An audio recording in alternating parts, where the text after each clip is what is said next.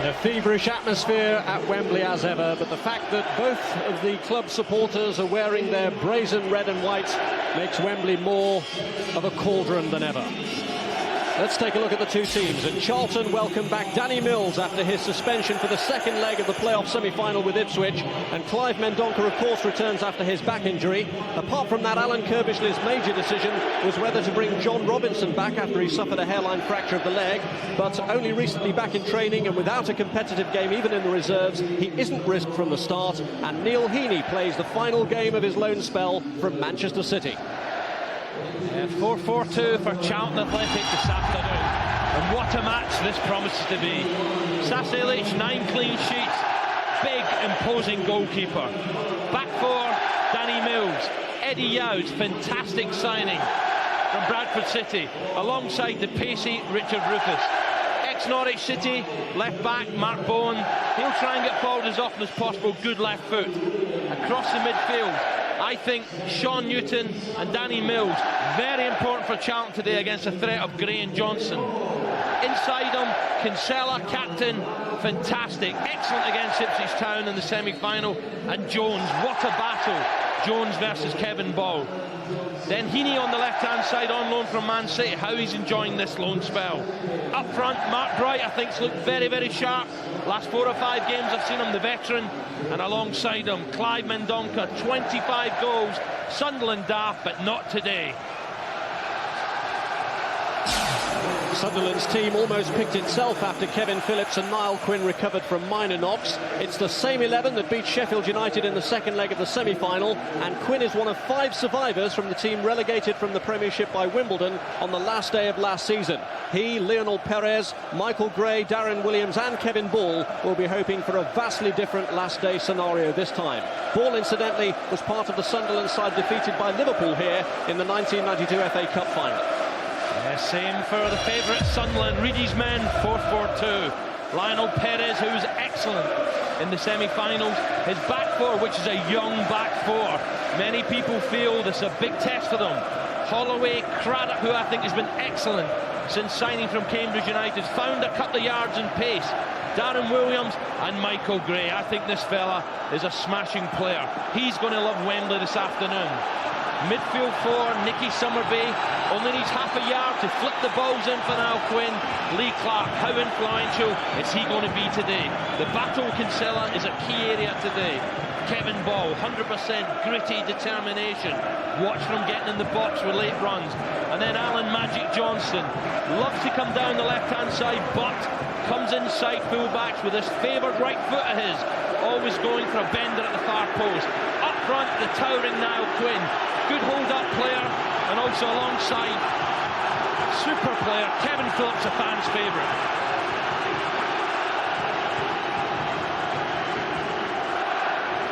Wearside has come to Wembley, but the Charlton fans are trying to turn it into the Valley and help to get top-flight football back at the Valley for the first time in 41 years.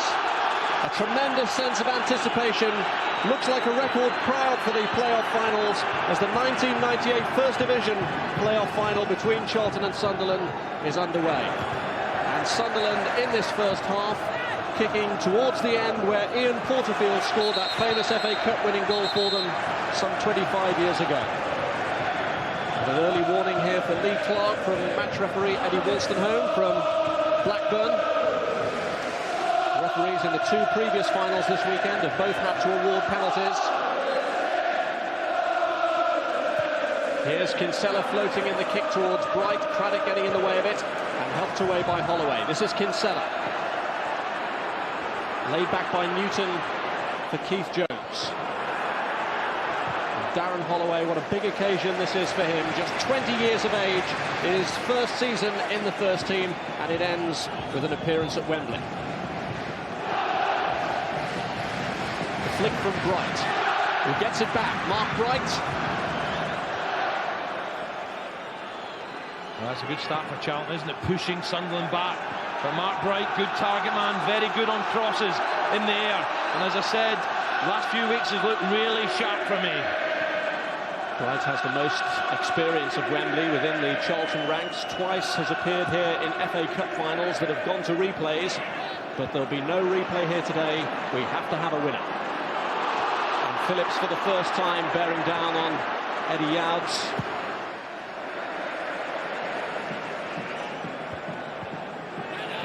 This is Heaney. Bowen. Cleared by Williams. Holloway here looks to release Phillips. Phillips going in on Kinsella.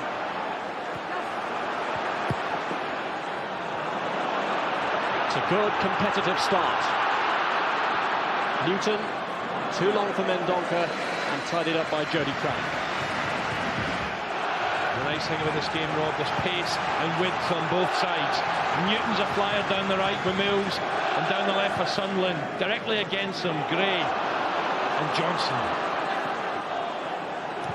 Clark aiming it towards Summerbee. Will he enjoy the open spaces of Wembley? Lee Clark looking for Phillips with a cross. Youds anticipates.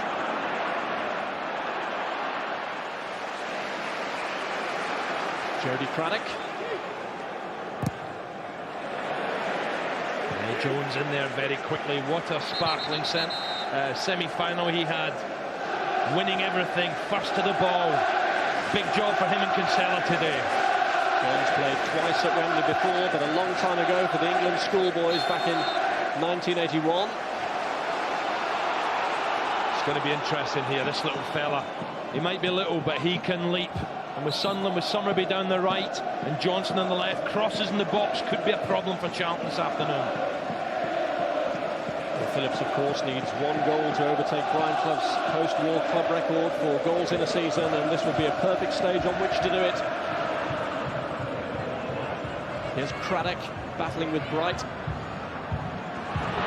And Craddock is offside. Yeah, talking about crosses into the box, this fella has been outstanding, Ilić. But I think if there's a flaw in the makeup, Rob, it could be on crosses. He's a big lad, imposing, but he likes to punch and catch. And I wonder if someone will try and expose that this afternoon. Ilić's goal has gone unbreached now for over 13 and a half hours. The last goal he conceded back on the 28th of March to Nottingham Forest Kevin Campbell. Ball, little push on Keith Jones. Yeah, we're going to see a lot of that today. Ball against Jones. Fierce competitors.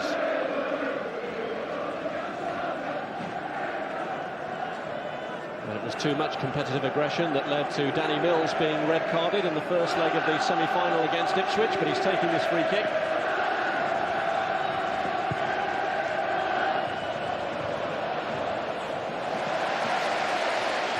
Safe handling from Pérez. Semi-final, he was marvellous as well, wasn't he? Thrown the odd Rick though, the odd mistake. Hopefully not this afternoon. Semi-final performance from Pérez drew comparisons with a great Wembley performance from one Jim Montgomery. Here's Mills. Mendonca trying to slip Newton through, and as he got in behind Gray here, it had gone behind, goal kick. Yeah, what a good battle that's going to be, because Newton can fly. Michael Gray as well, very, very pacey. And Mendonca knows the pace he's got, and he's outside on the right-hand side, just overhit the pass. Sean Newton's second appearance in the playoffs, and he scored in the semi-finals of both, but can he go all the way and score in the final? Splendid goal he scored against Ipswich.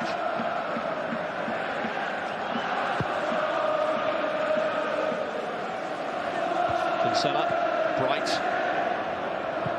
Williams risking the back pass, even though Mendonca was there to challenge. I just get the feeling Charlton feel it's an inexperienced back four Sunderland have. Clash of heads there between Newton and Clark. Referee Mr. Wilson on quick to spot it. And it is a Sunderland team that has been subtly changed since their last promotion. This is what you don't want at the start of a Wembley final. You can see clearly Clark heading the back of Sean Newton's head, and that looks a nasty one just there. Lee Clark, the record signing at £2.5 million, almost a year now since he joined Sunderland, on the day that he was called up to the England squad for Le Tournoi. Yeah, it's just what you don't want. Hot, sunny day here, Wembley. Reid was saying, "Oh, I don't believe it, my playmaker." Let's hope he gets to his feet. Well, Clark is back on his feet, and it's just a question of how dazed he's been by that collision. Newton seems all right again. Yeah, he got it in the back of the head, Rob. It was Clark. I think certainly came off worse. But what an atmosphere this afternoon. I thought it was going to be noisy, but incredible. I tell you what, I wish I owned a sports shop in Sunderland. I've never seen supporters in teams' colours like this. Incredible. Yes, the merchandise sales must have gone through the roof. They were clamouring for the tickets. I don't think they've seen such queues in Sunderland since the Teletubbies were on sale at Christmas.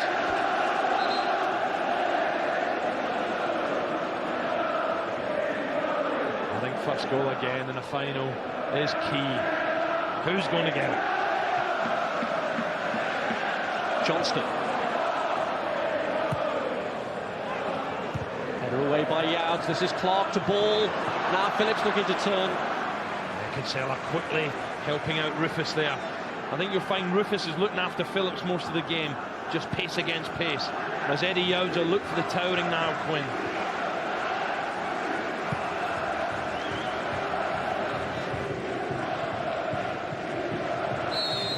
Well, for cup finals, it's just a handful of games that gets you here. But for these two teams, they've played 48 matches just for the right to be in this final. And the house full signs go up on the Premiership after today. Two worthy teams vying for the last ticket. And there really has been so little to choose between them. Sunderland 2 points ahead in the final league table. But both previous league meetings this season drawn, as have 6 of the previous 7 meetings.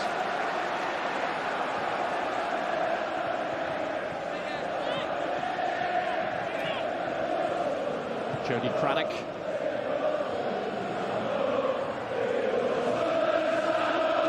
Michael Gray. There's Jones. Ball. Clark. Heaney. Yeah, showing a bit of pace there, getting past Holloway. Holloway doesn't like the decision, but I definitely felt there was a bit maybe shoulder to shoulder. But Heaney certainly just gets away from him. Just Holloway comes across him. Well, maybe 50-50. Now that is a shame. Well, he's giving no allowance for the occasion or for Holloway's youth, and the first yellow card of the game shown in the 10th minute. Well, I can only think that's a bit of lip, but surely it couldn't have been for that challenge.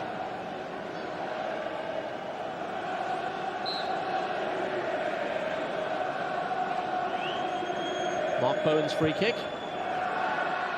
Danny Mills suddenly pulling free.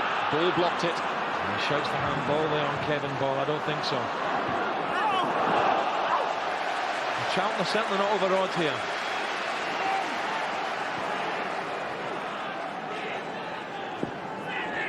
Free kick taken by Gray, who wasn't ready for the return from Lee Clark.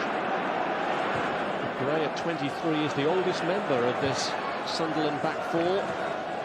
Holloway, who's 20, Craddock, who's 22, Williams, 21. And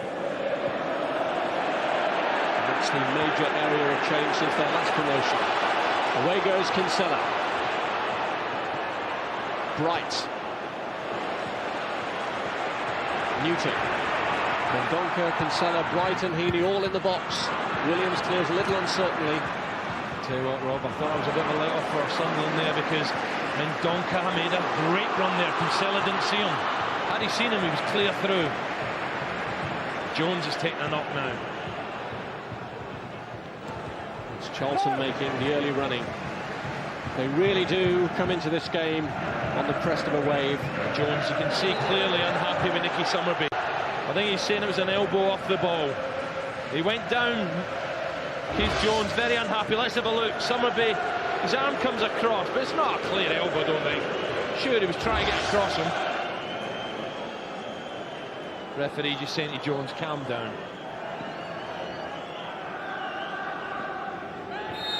Williams climbing all over Bright. I think Charlton starts at the better here. Here goes Bowen. Bright. Jones reached out but couldn't get there. It's his opposite number 4, Clark, who emerged with it. Well won though by Youds. Great challenge from Eddie Youds. Well, there have been some pretty inspirational signings. It was a risky gamble from Alan Curbishley, bringing in 3 players just before the deadline. Might have unsettled a team that had already done well to get into a promotion position.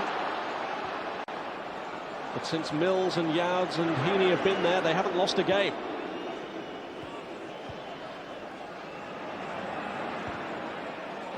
A fall short from Holloway. Gray was the intended target. Newton cut it out.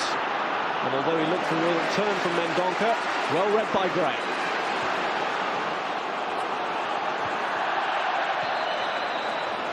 First touch really for Johnston, letting them down, looks to the heavens. It's always nice to get a good first touch on the ball. And really, Johnston and Gray, for Sunderland to win today, I think, have to perform down this left. And it's the sort of elegant surface on which you'd expect them to flourish.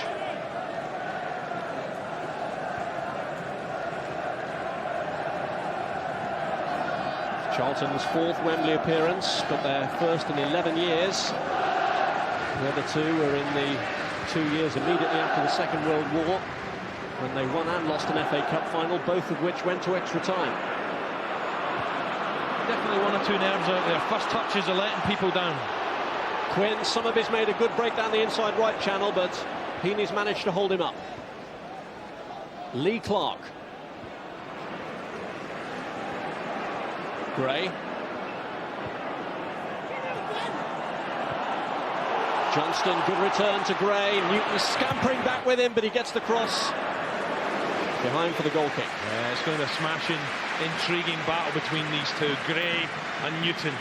Newton's trying to force Gray back as often as possible. Gray's trying to lick up with Johnston as soon as possible. I think Johnston gives him a lot to do here, but look at Newton tracking back. It's got to be some cross from way out there. Gray then was up against Newton, who was helping out Danny Mills, having played previously in the right-back position, although the right side of midfield is where he's tended to do his best work.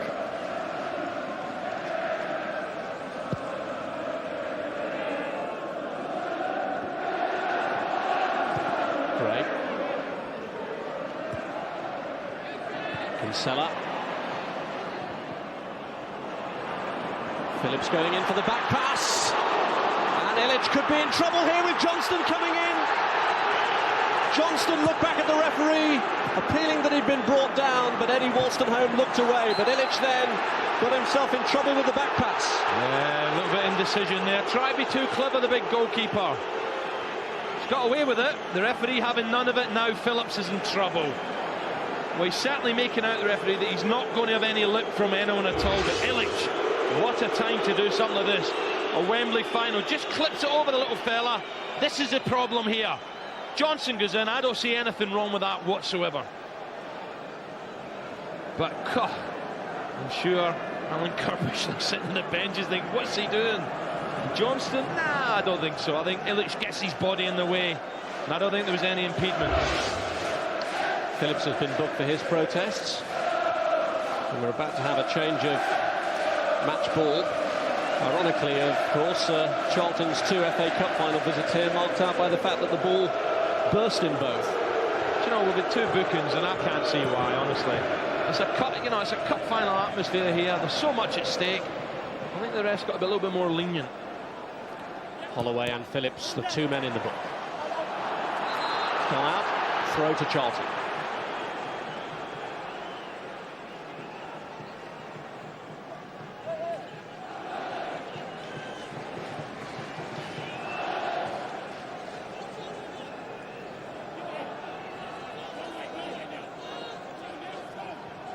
Mendonca.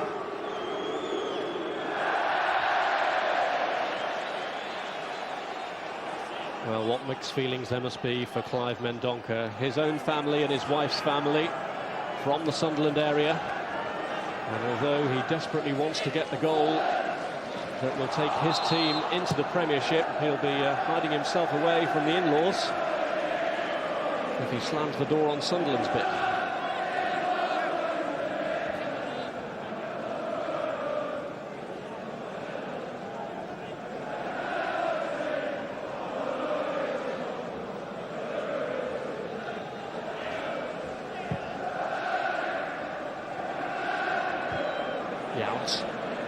Craddock.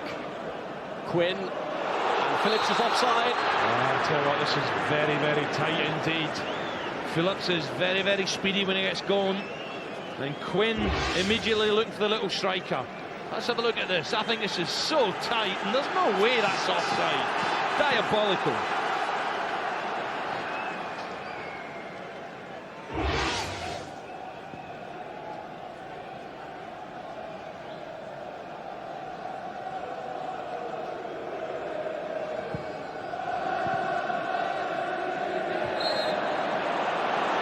Foul by Williams. I just feel Mark Bright up there, you know, feels he's got the beating of Craddock and Williams in the air. With all his experience, the timing, the jump against the youngsters.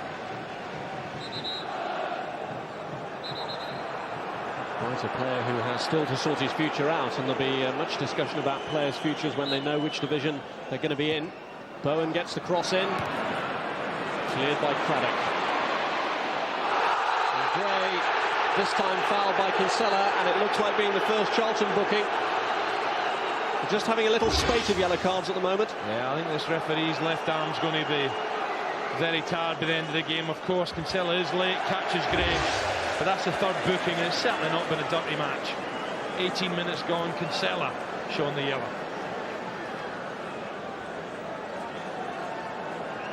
It was amazing, Rob, yesterday telling Hebron let the game flow, but certainly not the case this afternoon. And yet again, the whistle blown. Now Quinn can't believe it. The fans don't like it either, do they? Well, I've never ref myself, so I'm going to shut up. But it was apparent yesterday in the Grimsby-Northampton game just how few offside decisions there actually were.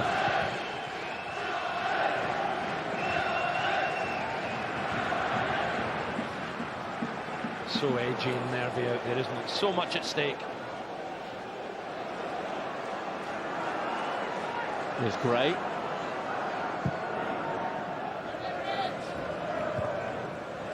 Rufus with a header out. Player who's come through the youth system, and there's been talk, quite a few of Charlton's young players, and could they perform at the Premiership? Well, we might find out next season in Charlton's colours, if they can take that step.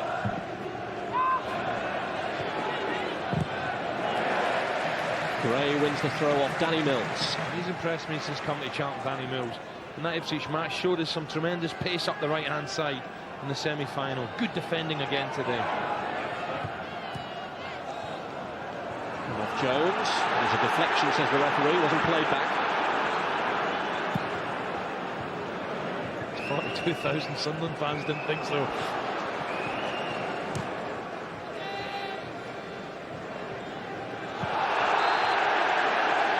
Phillips pushed in the back by Youds. It's a bit of a swirling wind down there. I know it's a red-hot atmosphere, but it's a bit windy and the ball's holding up a little bit.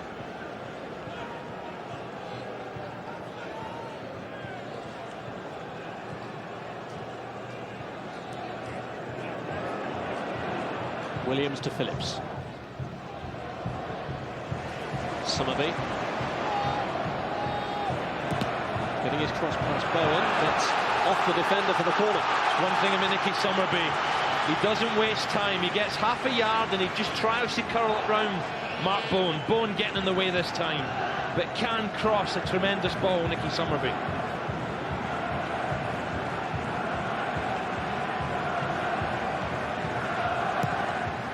Summerbee's corner, and it was Ball who it came to in the end. It's a big chance for Kevin Ball. I don't think he realised the ball was going to get through and come to him all alone. And Alan Curbishley won't be happy with this. Look at Ball alone in the picture now. It comes through, and he's only got to hit the target there. Just couldn't control his header. They've already flown over the heads of Craddock and Williams ahead of him.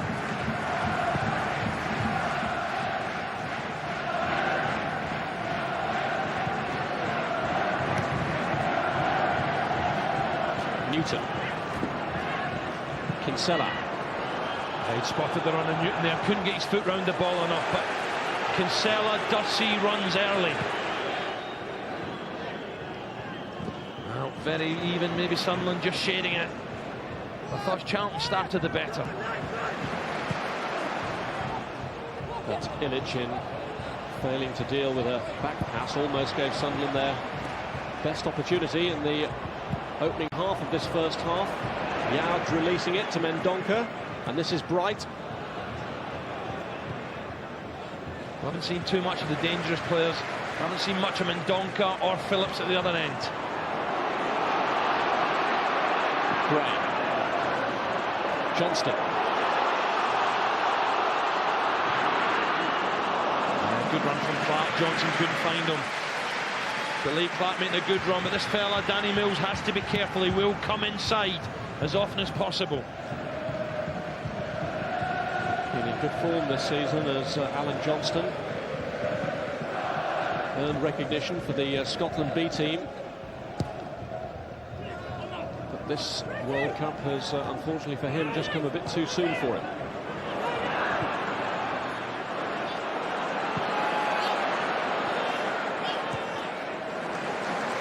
Here's Johnston again. Great understanding down the left-hand side, Gray and Johnson. And swap positions anytime. When Gray gets forward, Johnson just covers for him. Clive Mendonca, great turn! And a goal! Clive Mendonca pushes the Premiership door ajar for Charlton, and has he slammed it in the face of his boyhood idol Sunderland? What a finish this is, Rob. I was just saying we hadn't seen much of him. Look at this, great flick on McBride. This is brilliant. He leaves Craddock for dead. What a finish. And Clive Mendonca only needs half a chance. Brilliant dummy and a great finish. Past Pérez into the bottom left-hand corner. Bright plays his part. There's the dummy. That is class. What a finish from Mendonca. Well, well, well, it looks like being a summer in hiding for Clive Mendonca. It is his 26th goal of the season, but Sunderland here looking for a quick strike back. Cleared to Newton. The challenge by Johnston. Fabulous finish, Rob. Fabulous goal. Sunderland have to find parity, and quickly.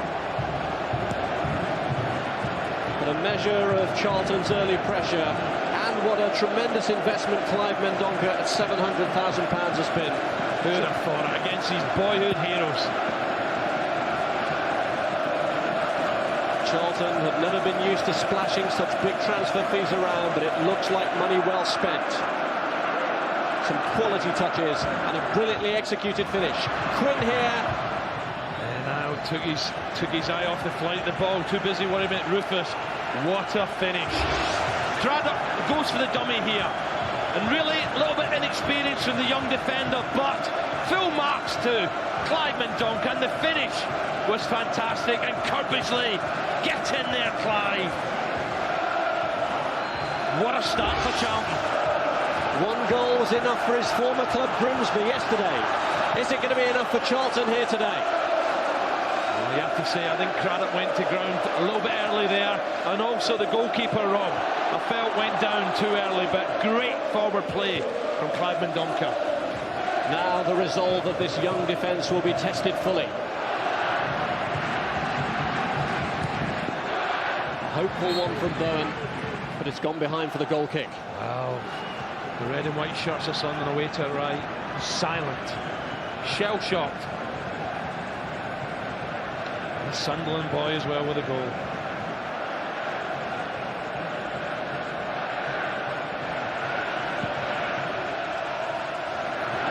Great scenes at the other end. Oh.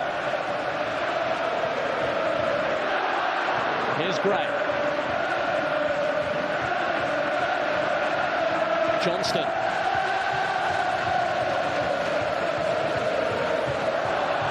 Well, they need some magic from Magic Johnston at the moment, but Rufus is there to clear back to it.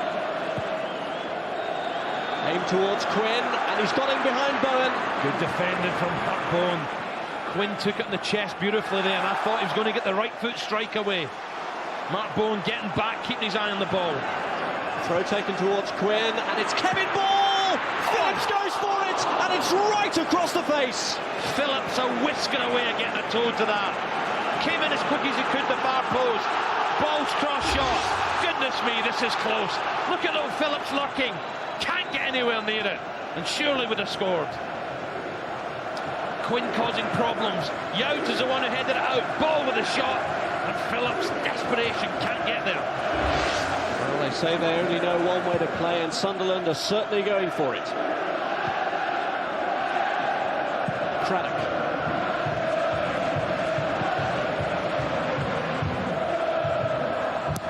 Cleared by Mills. This is Bright. Jones with Heaney up to the left. And he's found it. Good ball. Inside Holloway. Again, Mendonca offers himself.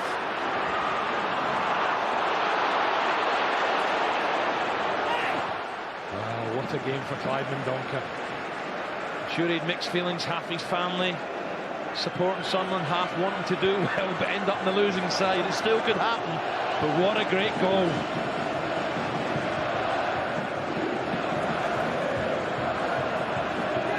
Here's Phillips. Quinn's waiting in the box now. Quinn! And it was out of the goalkeeper's hands, and the referee gives the free kick anyway. Yeah, I think now, I don't think it was his head he gets near, I think it's his body. Bundles into Ilić, but good strike, a good pairing there. Phillips, Quinn saying, you're having a laugh, referee. No way, he's kidded you on. But this is a good ball, gets the wrong side of Mills. Good cross, let's have a look. Quinn comes in, goalkeeper had it in his hand, dropped it. And nowadays in the modern game, I don't think you get away with that. Free kick.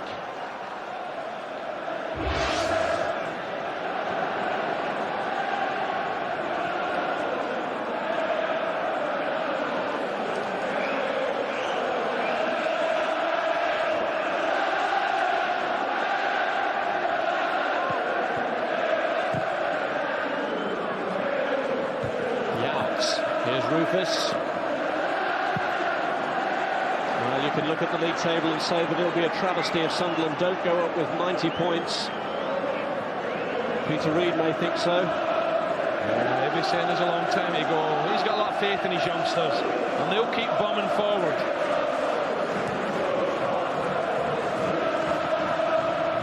Against a side seeking their 10th successive clean sheet, Charlton of late have become notoriously difficult to break down.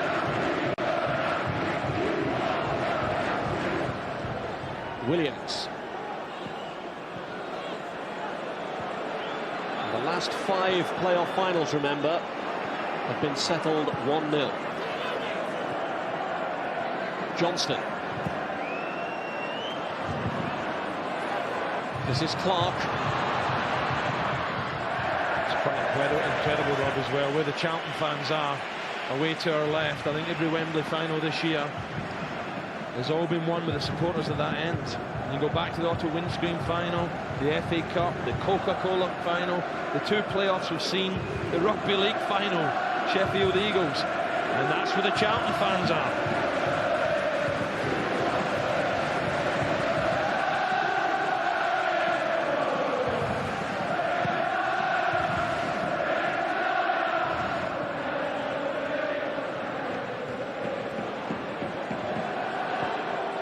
Holloway. If they're looking for a superstition of their own, Sunderland, they lost the toss for playing in their home colours, and the teams who've previously lost the toss over the last 2 playoffs have gone on to win the game. Glorious sunny day here. We said there may be showers, but not at the moment. Beautiful weather. Knocked on by Bowen. It's over Mendonca's head this time. Mendonca's a real threat, isn't it? Anytime the ball goes near him, a real threat, sharp as attack. Bowen. Neil Heaney. Mendonca, good ball back to Heaney. Bright is waiting in the box if they can furnish him with a cross. Mark Bright! Good defending from Michael Gray. You wouldn't fancy him in the far post against Bright, would you? Beautiful ball from Heaney. Really teasing the Sunderland defence here. Lovely touch from Mendonca. But look at the far post here. Gray is struggling as Bright comes in, and Gray stands up well.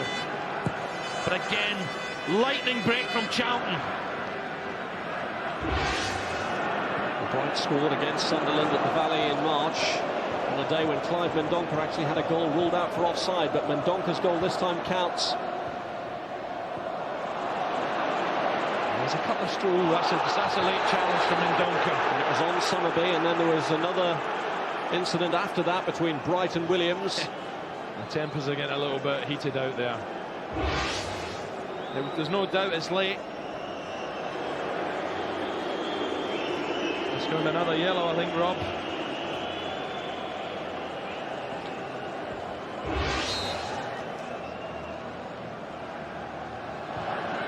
Summerbee's free kick, headed away by Youds. Johnston. Youds, what a buy he's been at the heart of the Charlton defence. I know Alan Curbishley is absolutely delighted with Eddie Youds.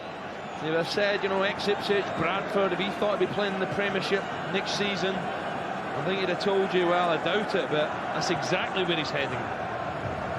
Experience alongside the pacey Rufus.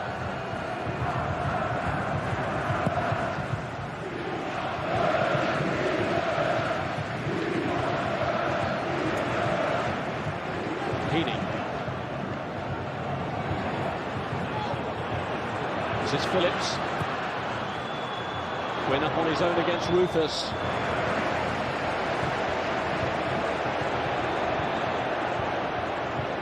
He out.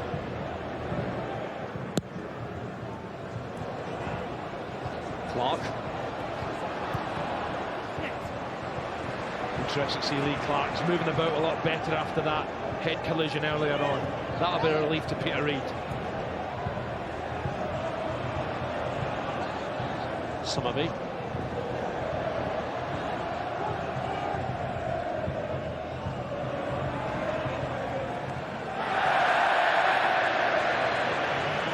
Charlton are dealing well with the threat of the width down both flanks from Sunderland. Can't get the service into Phillips or now Quinn. Curbishley, obviously, he's done his homework superbly well. There was a very cordial chat between Alan Curbishley and Peter Reid before the game. They did both play together for England at junior levels, right up to under 21 level. But who has the tactical master plan to reach the Premiership? Look too concerned just yet, really, chewing away. He goes through about 8 packets of Wrigley's around.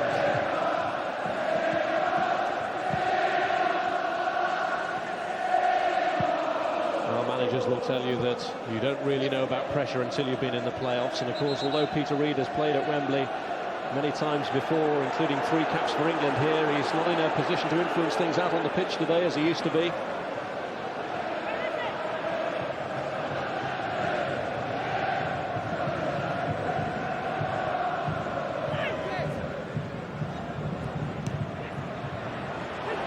Kinsella. Mendonca. This is Mills. Mendonca. Danny Mills. Again, the movement of Mendonca, giving Mills the option, but he is so sharp, Mendonca. Mills with the ball forward, goes to the 1-2. Gets away from Williams, plays it. He thought about the strike there, gets it on the left foot and well wide. Well, Danny Mills never scored in 64 league games for Norwich, and then 3 minutes into his debut for Charlton, he got one at Crewe.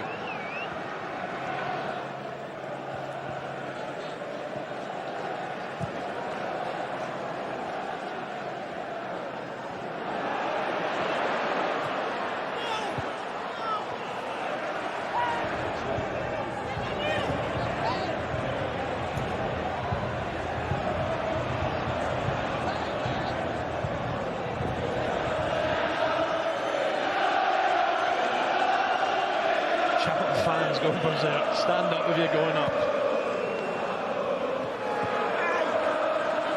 There's a long way to go.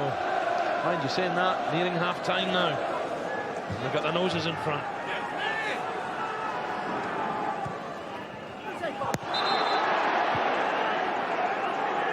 Clive Allen in the studio, one of our guests, was pretty confident Charlton could do this. They won't be resting too easily, though, with just that Clive Mendonca goal to separate them. his first division final over the years, has had a habit of producing a twist to the tail. Indeed, the last two have both been settled with virtually the last kick of the game. Steve Claridge for Leicester 2 years ago, and David Hopkin for Palace last year. Frustration here for Quinn. Yeah, the linesman right next to him saying he pushed Danny Mills there. But now hasn't really imposed himself in the game just yet. I think he's very unlucky there, to be fair to him. When the linesman was 2 yards away, you could see the flag. Niall having a word again, and rightly so in my opinion.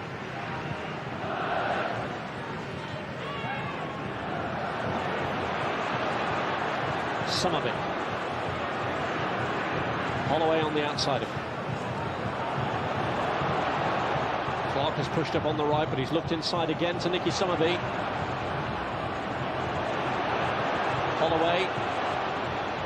Sunderland trying to play their way through. This is Summerbee. Yeah, a little bit casual there. There's plenty of bodies in the box. Quinn, Phillips, Kevin Ball had made a run. Maybe overplaying a little bit on that right-hand side.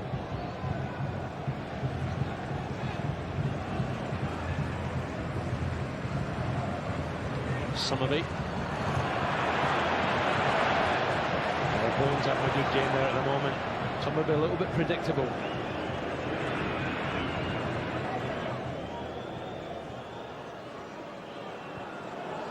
Sunderland getting a lot of possession, but Charlton making it very difficult for them to do anything positive. Yeah, good play from Williams though. Nice build-up. Charlton quite happy to let someone have the ball all the way back there.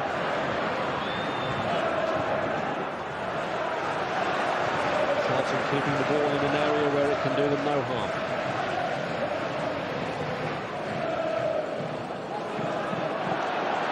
Here's Craddock.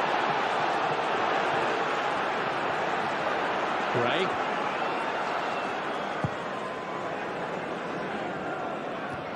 Just going to say, Rob, I think they've got to mix it up a little bit with long balls to Quinn, but Quinn's not winning his fair share at the moment. This is a good break from Keith Jones. Bright. Heaney. Bowen moving up on the outside of it. Clive Mendonca. Yeah, Craddock read it well. Heaney was inside Mendonca. I just felt he made the wrong option there. Tried to sell Craddock the dummy, went to his right when Heaney was a lovely ball inside. A good break from Charlton down the left. Charlton have never been in the Premiership since its inception 6 years ago. The second goal now would give them an altogether more comfortable look going into half-time. Youds got up for the header.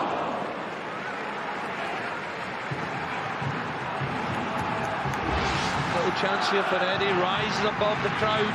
Good ball deep, Eddie Youds in a central position. Craddock was there, Williams was there, and Quinn. Youds, one of the players in the Charlton ranks who does have experience of top-flight football, but there are many more who haven't. Ilić and Rufus and Newton and Kinsella amongst them.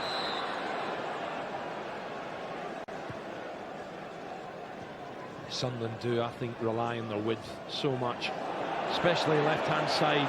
At the moment, they're not having too much joy. Newton and Mills are doing a great job.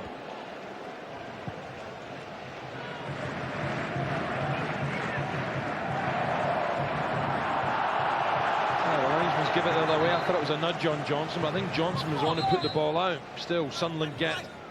I think it is a free kick.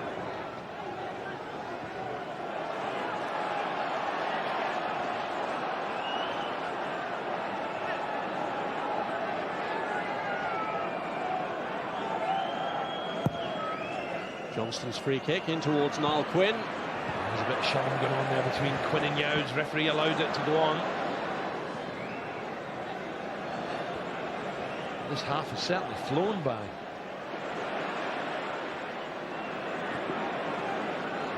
Great. Here's Holloway. Summerbee. Well, they have tried to vary it with a long ball, but that was easy pickings for Sasha Ilić. Well, he's so big and large, you know, Summerbee's really got to keep it away, try and find the head of Quinn so Phillips can feed off him.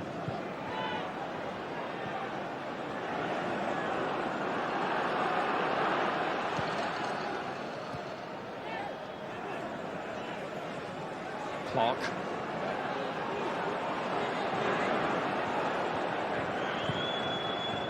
Craddock aiming for Niall Quinn.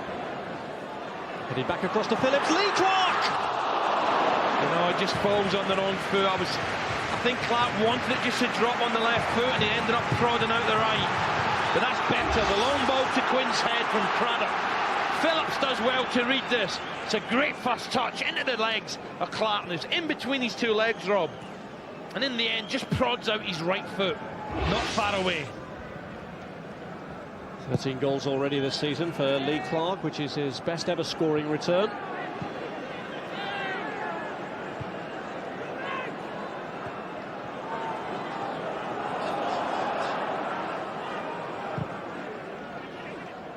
Mills.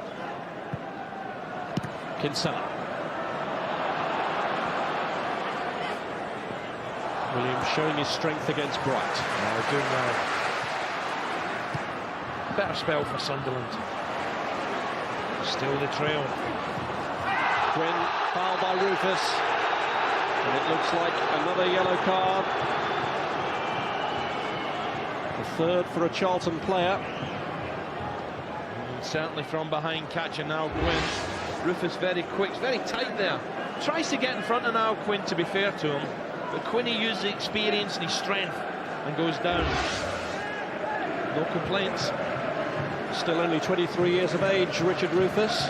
Made an impressive full league debut in a 1-1 draw at Sunderland when they were playing at Roker Park. Really has grown in stature. And dreaming of the Premiership. Gray here looking for Quinn with the free kick. And that time the offender was Quinn against Rufus. Not too happy with some of the decisions from this assistant referee, Guy Beale. He's quite happy about it, isn't he? Little smile there as he runs back.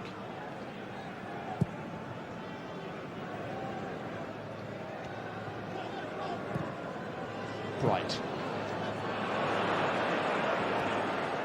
Retrieved by Bowen. He's had a very good first half for Charlton. Summerbee and Holloway have got no change out of the experienced figure of Mark Bowen. Yeah, there's not been a lot in this match, has there? Bowen doing well on the left-hand side, Mills well on the right with Newton. Not been much in it, but smashing goal from Mendonca.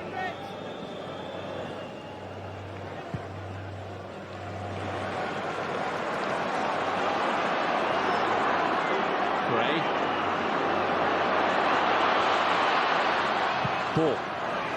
This is Johnston. Gray calling for it out on the left. Mills is reading it well there. Maybe a little bit unlucky here. He knows Johnston does like to come in on the right foot, the favoured foot. But when Mickey Gray gets the ball and travels 30-40 yards, Sunderland fans love it.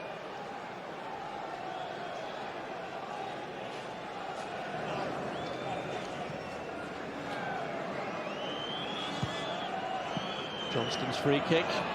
And it's reached Niall Quinn, but there's a push into the back of Eddie Youds. To be honest, Rob, there's 6 of one and half a dozen of the other here. I think Quinn is getting the rough end of the stick at the moment, but they're both having a little shove, shove and tug at each other. Quinn does well here. You can see Youds try to get in front of him. He misses it. I think Niall's a bit unlucky again. On the 2 occasions before free kicks, he's been looking back at the referee for warning him of the fact that his shirt has been tugged on previous occasions. 3 minutes of stoppage time to be played in the first half. And now Quinn's in trouble here. He's in trouble. He's getting a bit of stick off the linesman and the ref. I think the ref's just going to warn him. I've had enough of this. Pointing to the linesman saying, get a grip of him. Niall Quinn has played here twice with Arsenal and once with the Republic of Ireland, for whom he scored in a 1-1 draw with England. Kinsella's kick cleared by Ball. This is Newton. And Johnston gets it away to Gray. Mills. Cleared by Ball. It's all down this right-hand side, isn't it? You get Newton and Mills getting forward, Gray and Johnston. Good battle between the 4.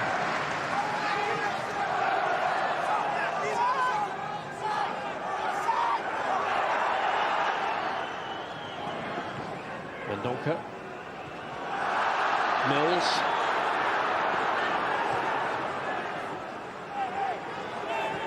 And Charlton have been traditionally weak finishers to the season, but there can be no complaints about this immense run that they've gone on, and they're now as close as they've ever been to a place for the first time in the Premiership.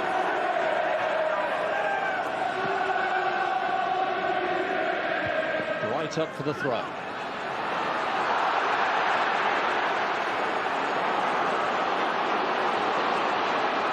Gray is breaking with it. Clark. And he's found Niall Quinn, and this is Summerbee. Good challenge from Eddie Youds. I tell you what, that's what experience is. Absolutely brilliant. Kept his eye on the ball, but what a beautiful sweeping move from Sunderland. Switching play from left to right, but Eddie Youds again, tremendous.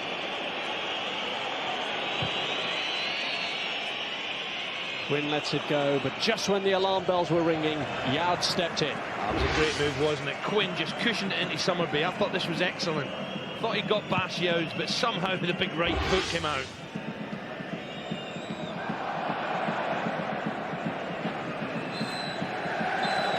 And Charlton are 45 minutes away from a place in the Premiership thanks to Clive Mendonca's goal.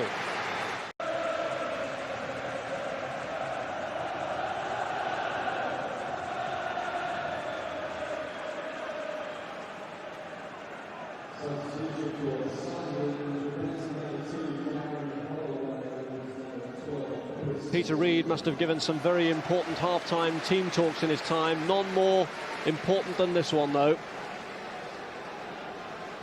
His team 45 minutes away from having to go back to the drawing board and start again next season.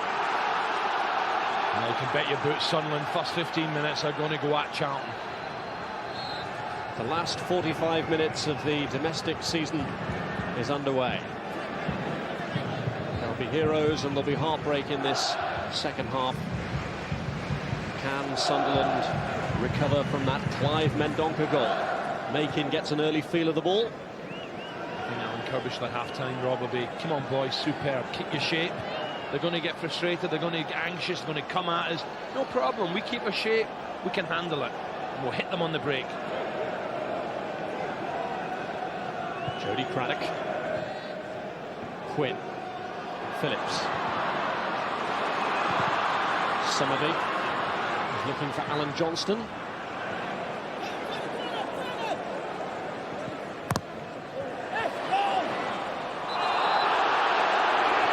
Handball, I think the decision there from the linesman. Not Sunderland's favourite linesman. Well, Sunderland have been infuriated by one or two decisions, and Niall Quinn has already got involved in another heated argument at the start of the second half, just as he was for quite a bit of the first. Kevin Ball, they'll be looking to his inspirational leadership now, and to the quality of this man, Lee Clark, who's got Quinn to his left, Phillips to his right. He's opted for Niall Quinn, but no danger there. Yeah, big Niall there, I think, chose the wrong option. Rufus knew exactly where he was. Lee Clark, good break from Clark. Sunderland need more of this from Lee Clark. But now Quinn, I felt, could have given a little bit of movement here. Maybe ran across Rufus. Given him another option. Trying a bender, but it's hopelessly wide off target. Big now there, just hoping he'd have ran across Rufus. Then he gives little Lee Clark an option to get in behind where he's vacated the space or late into the run.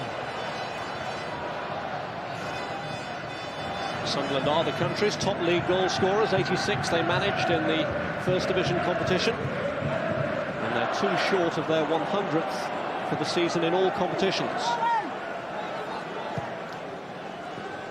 But it's not the century of goals that matters, it's that prized place back in the Premiership. Michael Gray, who scored the last time that Sunderland beat Charlton, but he's put his team under pressure here. Mendonca's given it back to Sean Newton. Cross aim towards Bright. Craddock was there defending, but this is Heaney. Jones. Bowen. Mendonca. Bowen under pressure from Summerbee. He did well there not to concede the corner and to find his own man, Lee Clark. for Quinn. Great goal from Clark. This is better. The game's really opening up now. It's good awareness from Quinn too. He's found Johnston. This is a clean run through for him. Yeah, on his right foot as well, he had options. I think the linesman was going to flag for offside anyway, but that's better from Sunderland. Johnston cutting inside after a beautiful ball from Clark. Cracker. Quinn laying it off, superb. Johnston, now this is where he loves it, where he can run at the full-back, comes inside, has a good chance, a good look here. Now he's closed, but no strength and power. Well, that's such immense support at the Stadium of Light all season that the Sunderland players really want to do it for these fans. And they've already very much got the fans back on their side with this bright and breezy start to the second half. It's amazing the time Sunderland have got in the attack and they're looking for little lays. It's now Quinn who's there, and he's not, you know, he's not the striker who makes the darting runs. It's Phillips. They can't just get Phillips in the game.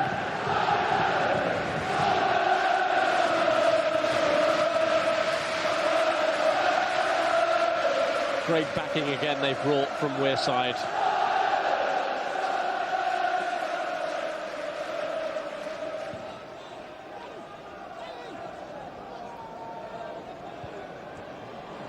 Clark tried to clear and managed to find Summerbee.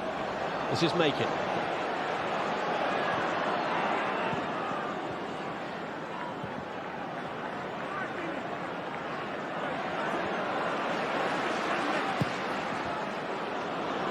Quinn.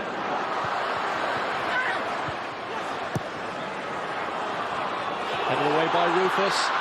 No one in the box for Quinn. Mills is there, didn't take any chances. It was a risky clearance, and it's gone for the corner. Yeah, it's just what we thought was going to happen. Sunderland now have to up the tempo, taking the game now to Charlton. Have they finally managed to rattle a Charlton defence that has looked so solid in the first 50 minutes of the game? Summerbee with the latest corner. Quinn's header! He found the gap. He exploited it. And Sunderland have squared it 5 minutes into the second half. And the Wearsiders go mad. Just the start Reid wants. Niall Quinn gets the yard, powers the header low and into the bottom corner. Youds can't get there. Ilić is beaten for the first time in 10 games. Quinn with a downward header. What a game we have in store now. Summerbee drills it to the near post. Flying header from Niall Quinn. 1-1. It was real through the eye of a needle stuff from Niall Quinn. He beat Youds to get the header in and somehow found the gap between Bowen and Ilić on the line. And Sunderland are level. Wait till you hear the decibels now will be so loud. Sunderland fans all around us going berserk. What a game in prospect. Are Charlton rattled? The first goal they conceded in over 14 hours of football, and now their spirit and resolve will really be put to the test. Newton's free in the box if Mendonca can get it across. It's Kinsella, and it's blocked by Williams. Great hold up again from Mendonca, and Kinsella with a shot back, but it can't hit them. Williams in the way, but Mendonca again, super forward play. Finds his captain, drills it forward. Corner. Quite a contest we have on our hands now. Charlton knew that the first 15 minutes of the second half would be precarious. They've taken the lead once. Can they do it again? Youds gets up for the header. This is Rufus. And Quinn, the goal scorer, wins it. Gives it away, though, to Youds. Mills loses out to ball. Jones, Mendonca. Yeah, referee right on the spot. Free kick. Mendonca very unhappy with Makin. And this is a dangerous situation for Sunderland now. The fans rejoice, but Kinsella can hit these. Well, can they silence the fans again? They're in a mood of celebration at the moment, but there's still a long way to go. They're only level. Pérez showing certain anxiety about the positioning of the wall. They can't afford to leave any gaps here. Yeah, Kinsella can try a bender. Mendonca, I think he fancies his chances the way he's hovering. Bowen and Heaney there too. Mendonca gets his instructions here from Kinsella, and it's Clive Mendonca who looked the favourite, but Kinsella who strikes it, and here's Mark Bowen, and it strikes Mendonca, and Pérez saves. Well, Michael Gray was in there with the first block, and goodness me, smashing free kick. Kinsella very, very clever, almost paying off. Great play from Kinsella here, makes the room, fires at Williams, it hits, then Bowen, then Mendonca, and Pérez flings himself his right. It almost appeared as though Mendonca was trying to get out of the way. He was aware that Bowen was trying to curl one in, but he couldn't get out of the way in time and deflected it into the goalkeeper's path.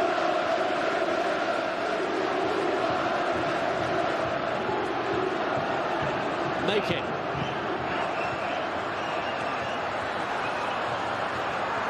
Lee Clark. There's no doubt in my mind, Clark's really getting involved early on this second half. He's pulling the strings for Sunderland now.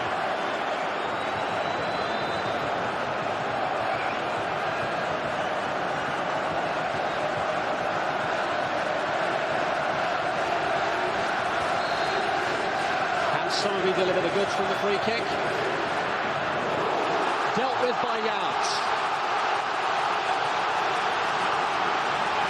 Well, it was a corner that led to Sunderland's equaliser, but from the other side now, Johnston will have to try and deliver. Summerbee's gone into the 6-yard box, so too Phillips. Quinn has pulled away. Johnston the taker. Cleared by Heaney. Just what the neutral would want, an early Sunderland goal. But how quickly fortunes can change in football. Charlton seemed relatively comfortable at half-time. But they could always have expected Sunderland to be fired up after that half-time team talk by Reid. Just the start Alan Curbishley would have been dreading. An early goal. Kinsella, and a little bit of edginess now just creeping into Charlton's play. They're passing not as assured as it has been at stages. Just feel now maybe the momentum. Look at Alan Curbishley blowing, looks to his left to the Sunderland crowd who are baying for a second goal. And Ilić at last has been beaten. So the clean sheet he wanted to break Fred Wood's 74-year-old club record has not materialised. Quinn. This is Kinsella. Yeah, Quinn looks to the left for another free kick. Johnston's layoff. This is Clark. Now Gray. Sunderland really trying to turn the screw while Charlton are downcast after conceding that equaliser. Clark's ball in, and Quinn is onside, and he's missed! A golden opportunity for Niall Quinn, and he knows it. What a chance for the big Irishman. Goodness me, it just wouldn't come down. Can't believe the space he's got, the ball's drilled in, it's not offside, comes off the chest, won't come down enough for him. A glorious opportunity. Lee Clark again, pings it in, on the chest, come down he's saying, and over Ilić's crossbar. What a let-off for Charlton. It's all Sunderland. Reid thought then that his team were going to go into the lead for the first time in this game. But through all the time that they were trailing, there seemed to be a calm assurance about him, as though he had great faith in his team's recovery powers. Williams, though, here under pressure from Newton. Charlton can't be written out of the equation, although this is a difficult period of the game for them, with Quinn making certain of that. Yeah, big now on the left foot, just had to chop down on the ball. It took up a lovely position. Well, he's been so frustrated in the past by offside decisions that have gone against him. And you wonder, Phillips has been very quiet. Is he going to have the final say?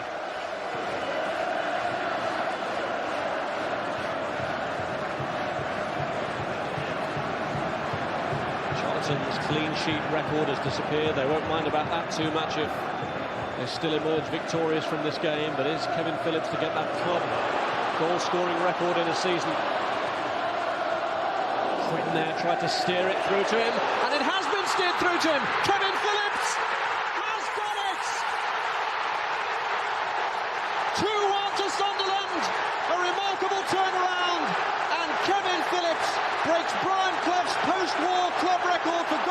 season at Wembley and becomes the country's leading goal scorer to boot. Would you believe it? Charlton hearts are broken. There's a strong challenge here from Kevin Bowen, but what a right foot finish from the little fella. Ilić commits himself. Great play from Bowen. Phillips spins. Beautiful tuck round the goalkeeper and into the bottom corner. Kevin Bowen gets injured in the challenge. Phillips, deft little flick, and Sunderland go in front. Ilić off his line, not quick enough, and it's 2-1. It looks like another payment of an instalment to Watford, Kevin Phillips' former club. But Peter Reid won't mind about that if that's the goal that carries Sunderland back to the Premiership after just a season in the Nationwide League. What a record that is, 35 goals. What a turnaround. Sunderland fans sick as parrots at half-time. Can't believe it, rejoicing. And the Charlton fans away to our left, silent. And the flick on from Quinn. Sunderland beaten in their last 3 visits to Wembley, but has Kevin Phillips now broken the hoodoo? The flick on here to Clive Mendonca is offside. Well, that's the game plan now, isn't it? You've got to feed Mendonca. He's looked so lively throughout this match. They haven't got the service into him the second half. It's been one-way traffic, and that is so tight. That is unlucky. Mendonca on it in a flash. Out comes Pérez. Mendonca tries to go round him. Linesman flags up. Really wants a third. Well, the noise here is so phenomenal that when Clive Mendonca was offside, he never heard the referee's whistle to indicate it, and that's no surprise. The Sunderland fans who were muted after that goal from Clive Mendonca, a complete transformation now in their spirits. What a turnaround. Unbelievable. The deadly duo, Quinn and Phillips. And Charlton centre-halves had handled them so well first half in Youds and Rufus. Still, Charlton are not out of this just yet. Gray plays it in, and Quinn's header this time! Yeah, Big Niall's having a great second half, isn't he? All of a sudden, he's got the bit between his teeth. Racehorse owner, he's flying at the moment. Once again, gets in front of Eddie Youds, and Ilić, I think, was beaten there, had that ball been lower, just over the top.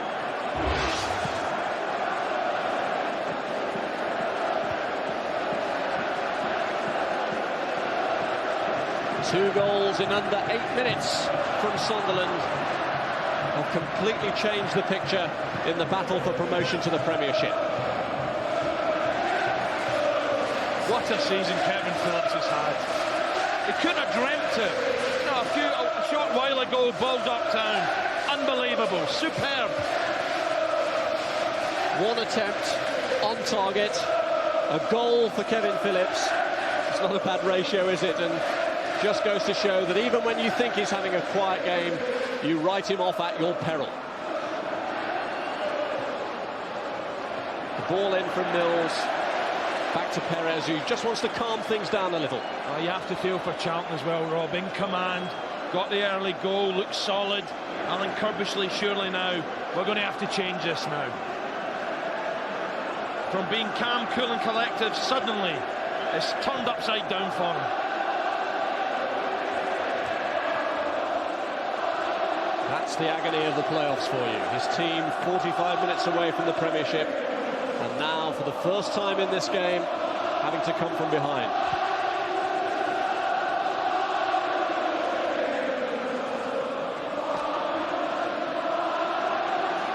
Jones.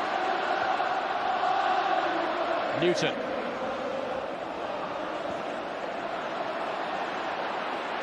Good work from Newton. This is Mendonca. Ball was in there, and a vital challenge from the Sunderland captain. Quinn playing for the free kick and getting it. Wow, what a start the second half Sunderland made. Quite incredible. 58%. Just suddenly that little half-time talk. Peter Reid said at half-time, my daughter can pass better. He won't be saying that now, as Charlton are about to make a sub. But the fact that Sunderland have clicked means that Alan Curbishley is indeed looking to changes. And it won't be too long now before Steve Jones is introduced to the action. Quinn.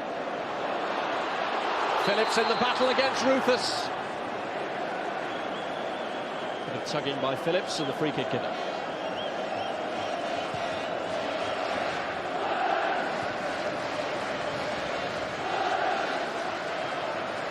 Youds. Kinsella.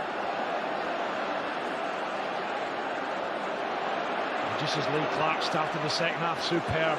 Now we need to see more of Mark Kinsella, the Charlton captain. He's got to start getting his foot on the ball.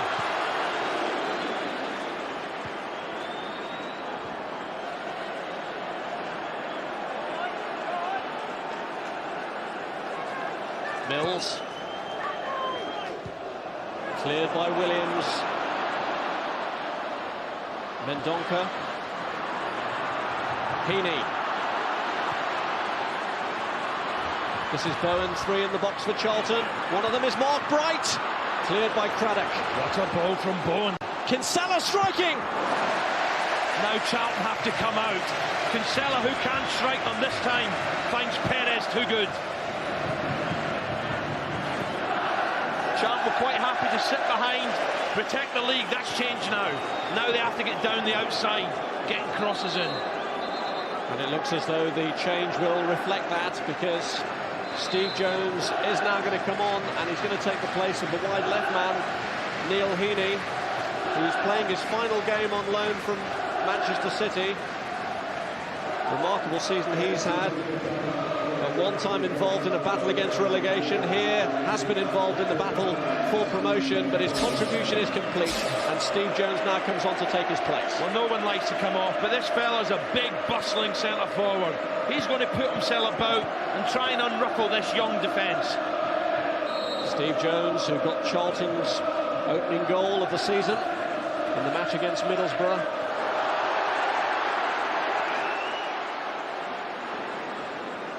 Kinsella. This is Bright.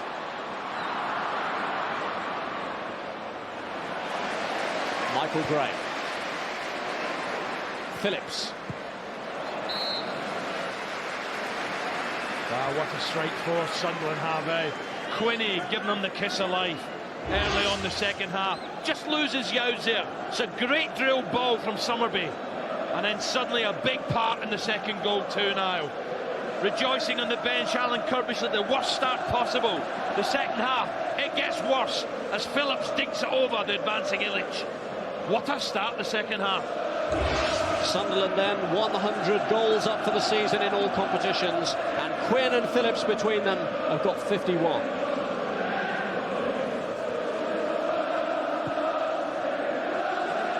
Here's Quinn again. Youds emerges victorious from that tussle. This is Jones. He's looking for his namesake, Steve Jones. The ball from Craddock had Gray in one or two difficulties there against Newton. Just thinking, Rob, have Sunderland learnt from the mistakes in the past? Will they keep going for a third, or can they protect this lead? Newton's ball in. Glancing header away. Bowen.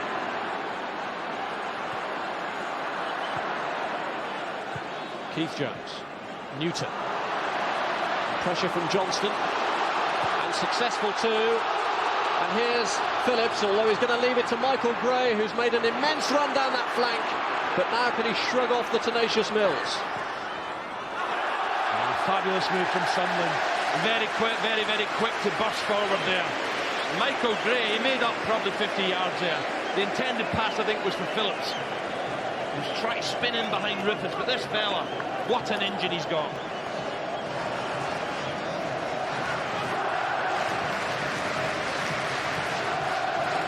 Gray.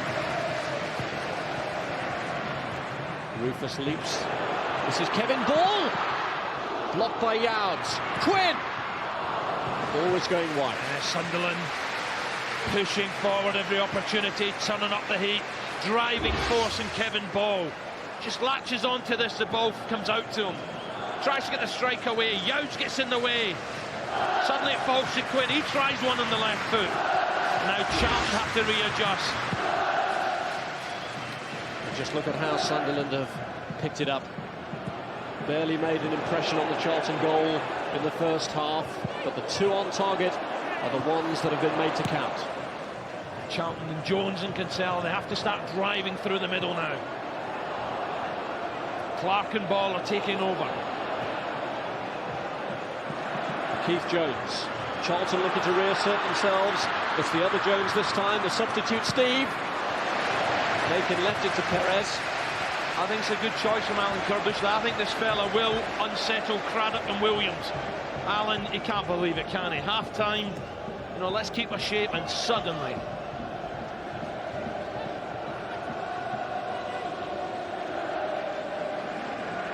Bright gets up and Steve Jones is there. The warning signs are there for Sunderland. Charlton must believe in themselves. Reid knows, come on, we're defending too deep, push up. Reid showed that belief when his team were up against it in the first half, but he's still out there getting his messages across. I think he's saying there on throw-ins, get one in front of Bright and one behind him.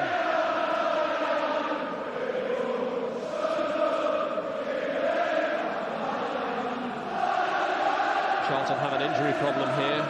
It's Keith Jones who's taken a knock. A fitting climax this is, though, to the nationwide league season. Once again. Still more football to come, of course, on Sky Sports, with England's latest World Cup preparatory match in Morocco on Wednesday. Our coverage starts at 5 o'clock on Sky Sports 2.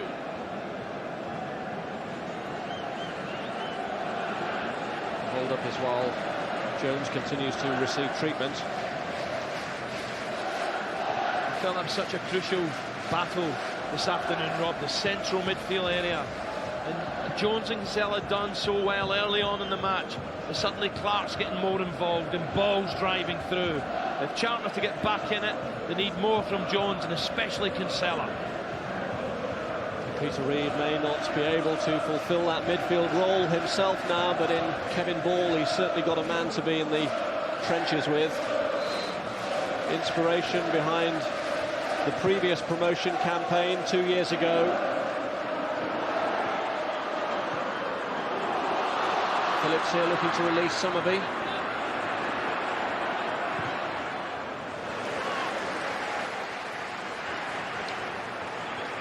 We haven't seen too much of Summerbee's ability to cross the ball, but that equaliser drilling in the near post for big now Quinn.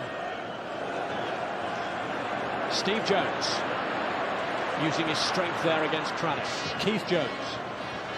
And he's aimed for Mendonca, and he's found him. Can he equalise for Charlton? Yes, he can! Would you credit it? Yet again, it's the Sunderland fan who sent the Charlton fans off in jubilant raptures, but threatened Sunderland's place in the Premiership. Well, the finish is fantastic, but what a great quality this guy's got. Two touches were fabulous, but Jones, the substitute, Alan Curbishley should take a lot of credit for the work he's done. What a ball from Jones. But look at the second touch, perfect, and the finish is fantastic. And Charlton, big hearts, are back in this match. Brilliant from Mendonca, absolutely brilliant. Pérez, no chance. It's a wonderful finish, keeping it low. Bottom corner, now the smiles are back in Curbishley's face. He must have wondered if the break was going to come, but when it did, it was that man Mendonca yet again. 2-2. I tell you what, he won't be going these summer holidays back home to the northeast. I know that plan, Mendonca. Oh, get on a plane and get out of the country, pal.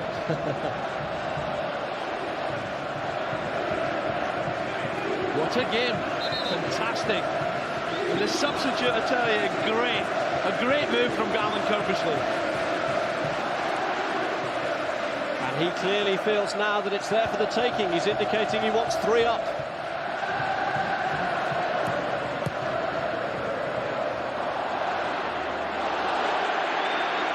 Summerbee.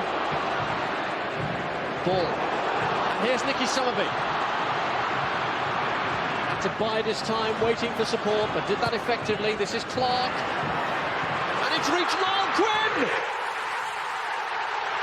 It's a second for Quinn! And it's suddenly Sunderland who are back in pole position for the Premiership. Listen to the roar here. Unbelievable. Niall Quinn. Irish eyes are smiling. What a goal this is. It's a fabulous ball to far post. Great take from Big Niall. And what a finish at the near post. Ilić maybe could do a bit better at the near post. But this is a wonderful pass. On the left foot. Quinn's take special. Over the head of Mills. And beats Ilić near post low. What a finish from Niall Quinn. And Sunderland back in front. Ilić comes over. It beats Danny Mills and squeezes it in near post. And Alan Curbishley can't believe it. Reid's off his seat. Oh, I'm glad I'm not a manager. Well, Niall Quinn, who was unable to contribute much to Sunderland's last Premiership campaign, has contributed fully to this, but his strike partner, Kevin Phillips, whose goal initially put Sunderland 2-1 up, has had to go off, and he's been replaced by Danny Dichio. So it's Dichio and Quinn now, the front line for Sunderland, who are 3-2 ahead. What a ball from Lee Clark, you know, to Niall Quinn. A fabulous crossfield pass. Danny Mills got underneath it. But this fella has been fantastic second half. And Sunderland know no other way but to go for a fourth. Dichio! Oh, surely it was a header. What a ball from Summerbee. Surely that was a header from the big substitute. And here's Kinsella. As that glaring miss given Charlton renewed hope and vigour. Jones cross, Mendonca. Could it be a hat-trick for him? They still haven't got it clear. Yeah, look who's mopping it up. Superb. I'm getting the champagne ready for this boy. Fantastic. Great play from Clark. And it's Gray bursting forward now. Well, Rob, we said we're sick of 1-0 wins at Wembley. What a game and what a chance this fella had. It's very difficult when you're on a sub. Beautiful ball. I thought a diving header was the one. And Dichio tries the side foot volley. Well, to be fair, in this final, it's had a habit of producing goals over the years. 4-3, Swindon against Leicester and Reading against Bolton. But Charlton are looking for renewed inspiration. And a return here for John Robinson, who was expected to miss the rest of this season after suffering a hairline fracture of the leg. But is returning to the fray in place of Danny Mills. And Robinson is the sort of figure who could inspire a revival. I hear he was raging at not being in the starting lineup. But a very difficult decision for his manager when you're out for so long to come back in a big occasion like this. Can he get Charlton back from the dead? Up goes Quinn. Well, poor Ilić, he's shell-shocked. 3 goals against him. Bright's flick on. Is it the hat-trick? Give that man Pérez a new contract. Oh, Mendonca, can't believe it. And really, he's getting through too easily here. There's a slip from Craddock. Doesn't get either side of Pérez. And in the end, easy for the Frenchman. What a threat this fella is. There's never been a hat-trick in a Wembley playoff final. Could Mendonca make history?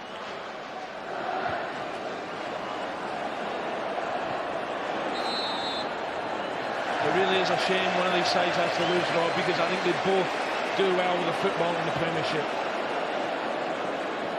Well, there are only 4 teams in England who managed to score 80 goals or more in the league, and these were 2 of them. I think you have to say as well, Rob, one way or another, I think Mendonca will be in the Premiership next year. The Charlton fan, hopefully with Charlton, I've got my doubts.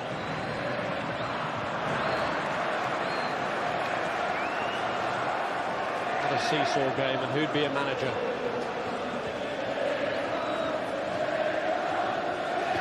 Really shaking his head. Still can't afford to feel too comfortable, both getting hot under the collar. I bet Dave Bassett and Ryan Robson are enjoying this. Sitting by a pool with a glass of champagne. Not sure that these are enjoying it too much. They pay all this money to travel down here and to get in, and all they want now is the final whistle. Yeah, still plenty time for Charlton to get back in it though.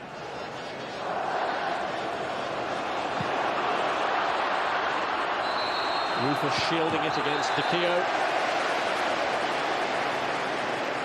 It was a foul by the Sunderland striker. What a start he could have been, Dichio. I just felt, you know, a striker in a position like that, just on the field, you have to make your mind up quick. Unfortunately, he went for the side foot volley when a big guy like that, good in the air, I felt could have just flung himself at it. Steve Jones. Summerbee.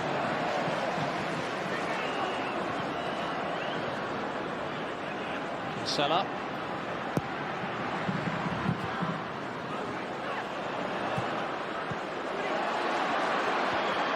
Quinn to Dichio. Handled well by Richard Rufus.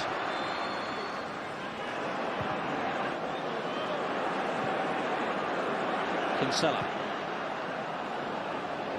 This is Gray. Yeah, he's in a quality game, Michael Gray again. Johnston, Gray. This is Newton.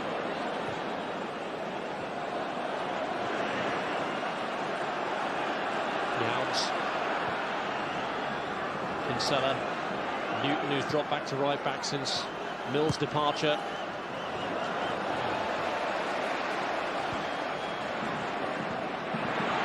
Pérez here under pressure from Mendonca, and Sunderland showing all sorts of anxiety as Robinson comes in.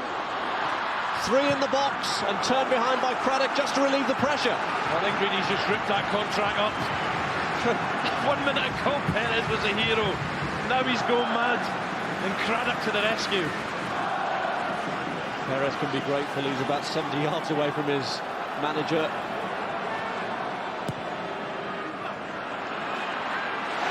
He's just made up for it though. And could he provide an assist here? It comes off the back of Alan Johnston. Yeah, a little tug on Newton, but Charlton are quick to get the game going again. Time running out for them, last 10 minutes. Sunderland then 10 minutes away from rejoining Nottingham Forest and Middlesbrough, last season's other relegated clubs, back in the Premiership.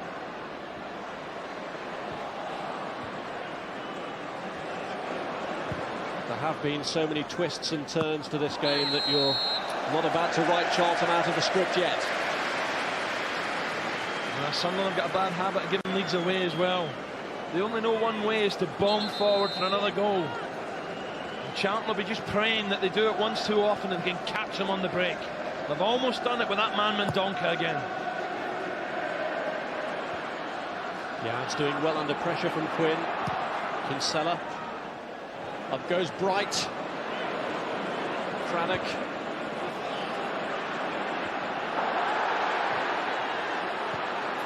Good ball from Clark. This is Quinn. Clark has carried on his run in the box. Dichio is free! Now Dichio pulled back Rufus there. Good play from now Quinn, you know, he kept looking for his fellow striker. Dichio was in front of Rufus, then tries to go far post. Look at him in the top corner. He peels away now, and then tries to come back. He grabs Rufus, and that's where the free kick was given. But now Dichio has won the free kick. Well, there's no point doing that when you're 3-2 down. Rufus just got to get on with the game now. There's no point giving unnecessary free kicks away. And confirmation that it's a record playoff final crowd here of over 77,500. And not only that, but as an aggregate over the 3 playoff matches over the weekend, that's a record too.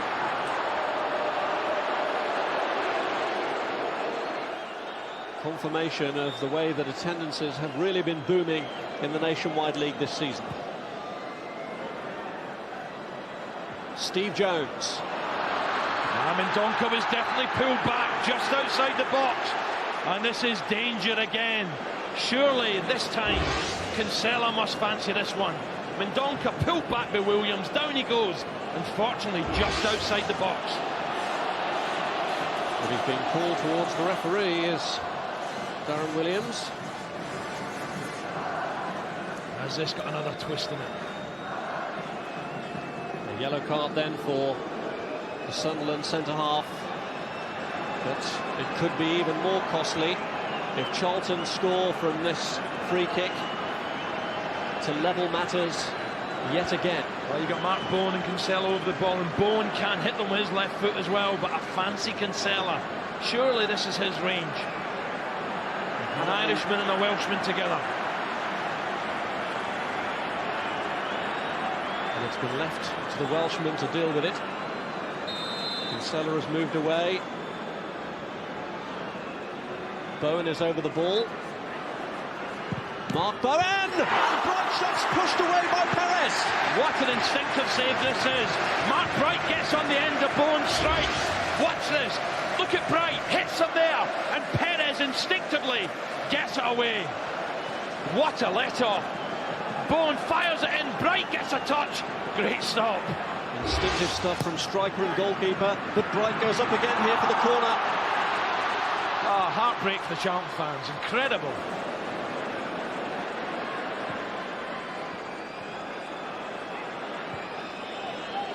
Rufus. Robinson.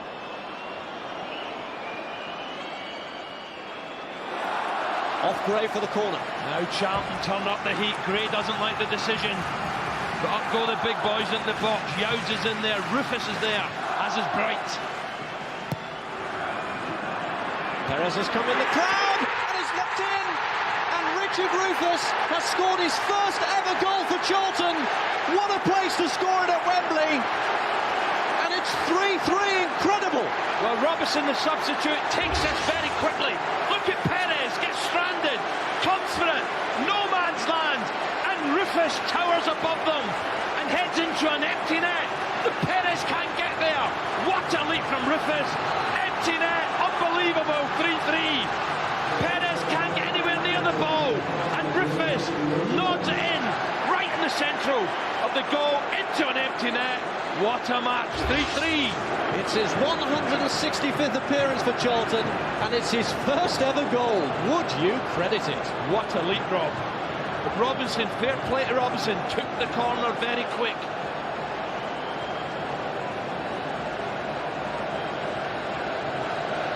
It really is fairy tale stuff now. The Charlton fans, who were so subdued a moment ago, are pinching themselves to make sure it's all real. They've revived themselves, and not only that, but with a goal from a man who'd never scored before, but he's in the thick of it again here, and Ilić had to come out and take command. Oh, one goalkeeper makes a stop. Charlton fans can't believe it, back in it.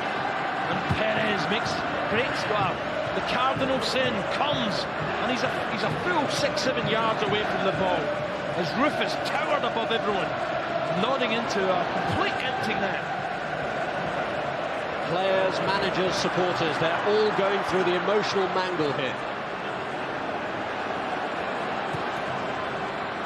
Oh, would you believe it? As Robson and Bassett open another bottle. But they're enjoying their holidays.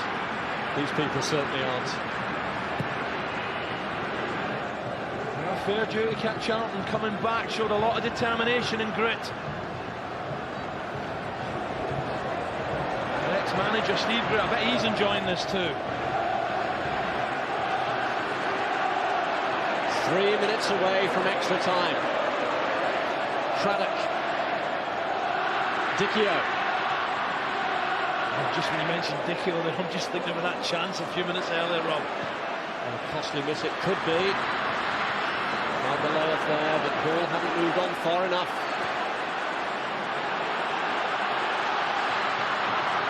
Bowen. Mendonca. He really will have to go into hiding if he completes a Charlton victory with his hat-trick now. Wow, what a match for the neutral.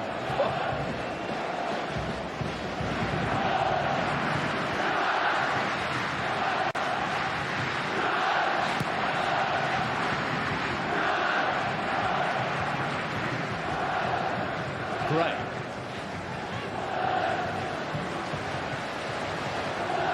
For the neutral, I'm sure they'd be quite happy for it to finish 3-3 at 90 minutes. We want a winner, Rob. We want a winner, no extra time. Clark. Dichio, who could have sealed it for Sunderland by now. Craddock. Remember too the instinctive shot from Bright that fully tested the reflexes of Pérez. That may have a crucial bearing on the result as well. This is Makin, Sunderland growing in confidence near the end. Dichio, Quinn. Oh, if Quinn could have left that, he'd Kevin Ball right behind him all on his own. But Quinn going for the hat-trick. Watch Ball stealing behind Big Niall. Had he left it, Ball was all alone. You can't blame him going for the hat-trick. But Charlton fans, what were they thinking here?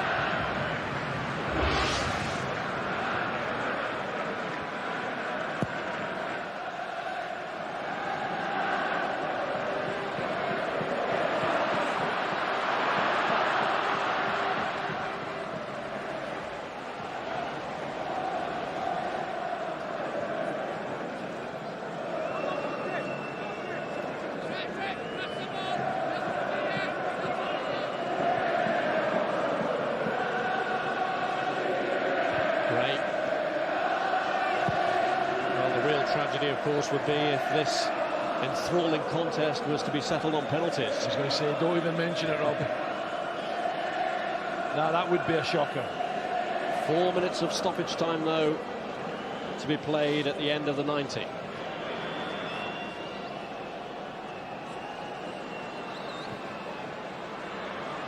Dichio, Quinn, Kinsella got back, but this is Lee Clark.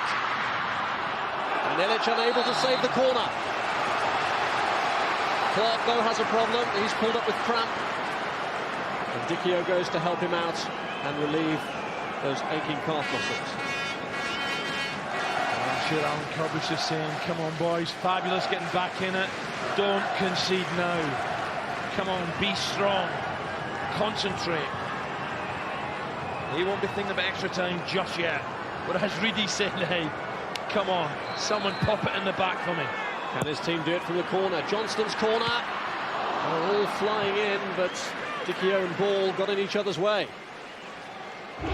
Yeah, lots of bodies in there, right to the far post. Ball flings himself, and Dichio's the one who gets there first.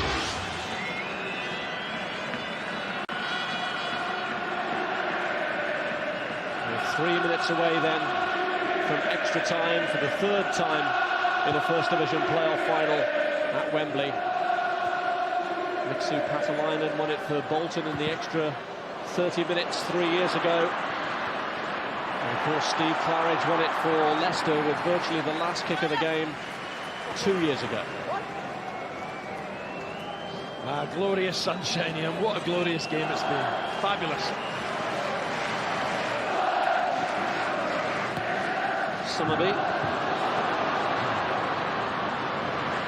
Quinn. Dichio. Space here for Gray. Looking for Niall Quinn. Yeah, great defending from Rufus there. Quinn is a handful at the far post. And now all of a sudden Clark and Gray are finding him. Rufus, the hero, this time getting back to defend. Well, Steve Jones was unable to prevent the corner from being conceded. And more hope here for Sunderland. Summerbee takes it. Cleared by Youds. Summerbee. Cleared by Kinsella. Robinson in the way of Nicky Summerbee. Summerbee, who's taken part in a 4-3 final before for Swindon against Leicester, and now he's hoping that score can be repeated in Sunderland's favour now. Rufus in the way of his throw. That's Clark. Quinn trying to help it back for Lee Clark. Kevin Ball. Opportunist effort. Yeah, Ilić didn't bother moving there, had his goal covered. But Ball, what an influence. You know, when people are tired out there, extra time looming, you need someone like him screaming encouragement.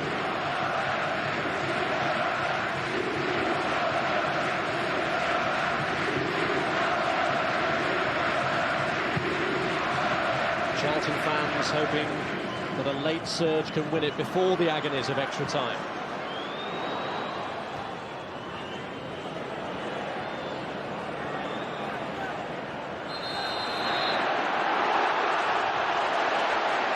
Foul by Makin.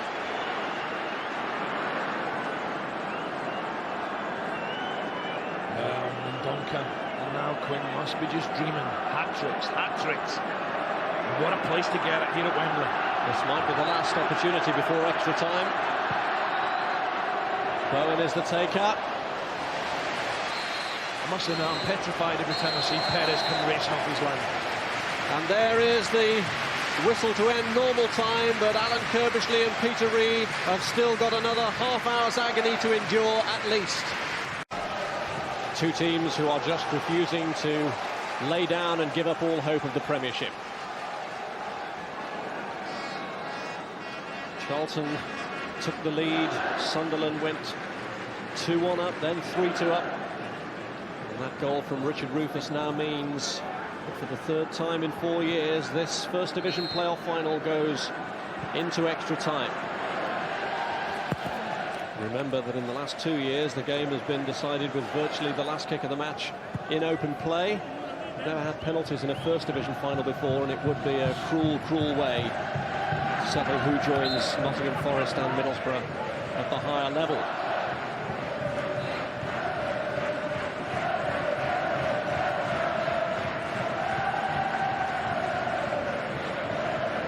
Sunderland attacking the end where they conceded that equalising goal from Rufus. Gray with a free kick. Quinn is up there. Dichio. Yeah, no doubt about it. If Sunderland can get the ball wide and get good crosses into the box, the aerial advantage must be with them with Quinn and Dichio. In saying that, Rob, Rufus towered above both of them to head the equaliser. Clark. Makin. Quinn, one of the two players on a hat-trick. Mendonca. Mark Wright is raging off the ball there, screaming at the referee. Well, what an experience for the youngsters of Sunderland's back four. They'll remember this forever.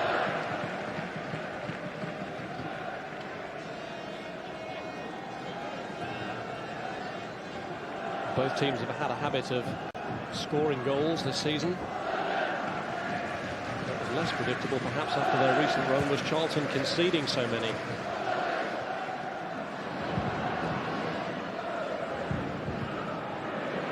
Newton, bit of a tangle there with Rufus and Dichio, but Newton has emerged well. Robinson. He's managed to help it back, but ball gets there before Sean Newton. This is Gray.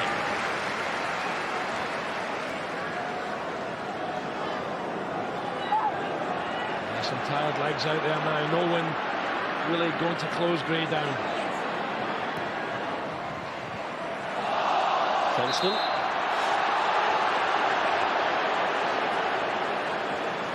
All over Sean Newton. There's a bit of cramp coming into play. Bodies everywhere as Gray gets to his feet. Newton in no rush to get up. Who has that extra little bit in the tank?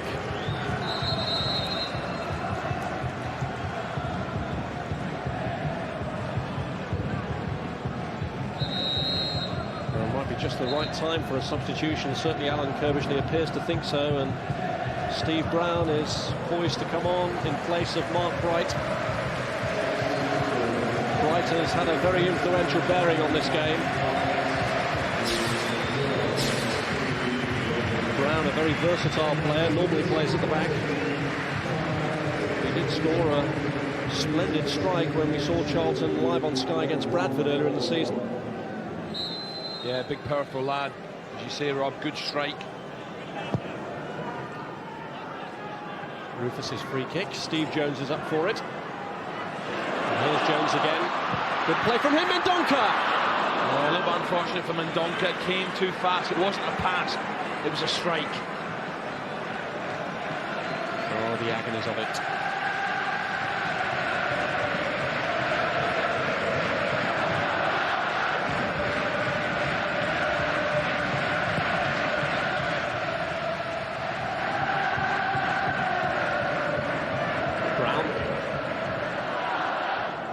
Gray. Quinn. Clark. Dichio can get there, and he's fed it through to Summerbee. Well, there was no flag for Summerbee, and Robinson had to get across. Suddenly Charlton were caught here. 2 against 1. Look at this on the left-hand side of the picture. Dichio knows that Summerbee's free all alone. Can't get the ball quick enough to him.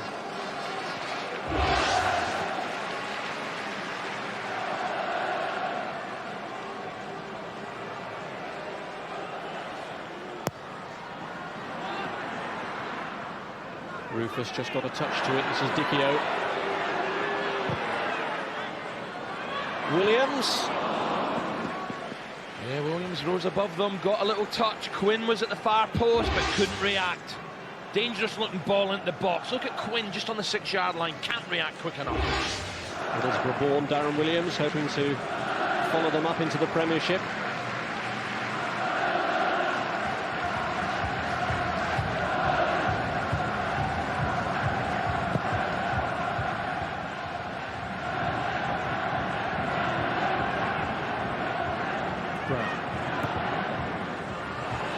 Mendonca has just managed to stay onside here.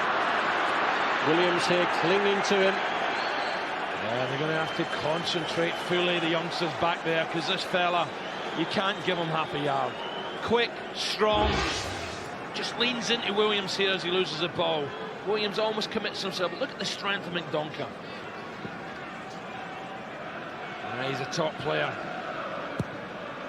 Williams doing just enough to let the ball run out.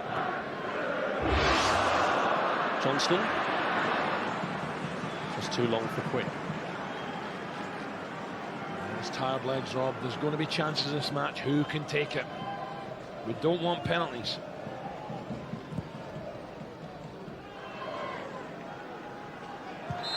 Well, it is a record player final crowd, and it's a match worthy of the occasion and worthy of such support as Bowen goes forward. Played a combination with Mendonca. Summerbee. Penned back well by Clive Mendonca, forced to concede the throw. Yeah, good play from Mendonca. Summerbee had no option, really.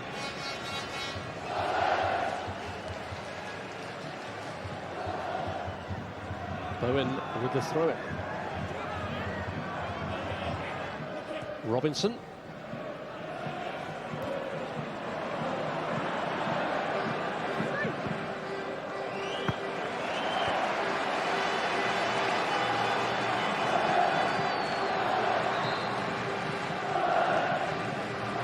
It's a tale of woe in the past for Sunderland in the playoffs. They were relegated via them in 1987, and they lost here to Swindon in the first division final at Wembley, although good came of it when they were promoted thanks to Swindon's financial misdemeanors. Can they turn this game around again? Johnston coming in with a header. Yeah, Summerbee done well to spot him there, but the linesman had his flag up for offside. We need to see a little bit more of Johnston, I think, now on this left-hand side. Comes in as good wide men do, and Summerbee drills it again. I don't really know why the linesman had his flag up. Johnston, a player who came in just too late to salvage anything from Sunderland's last Premiership campaign, hoping for a prompt return.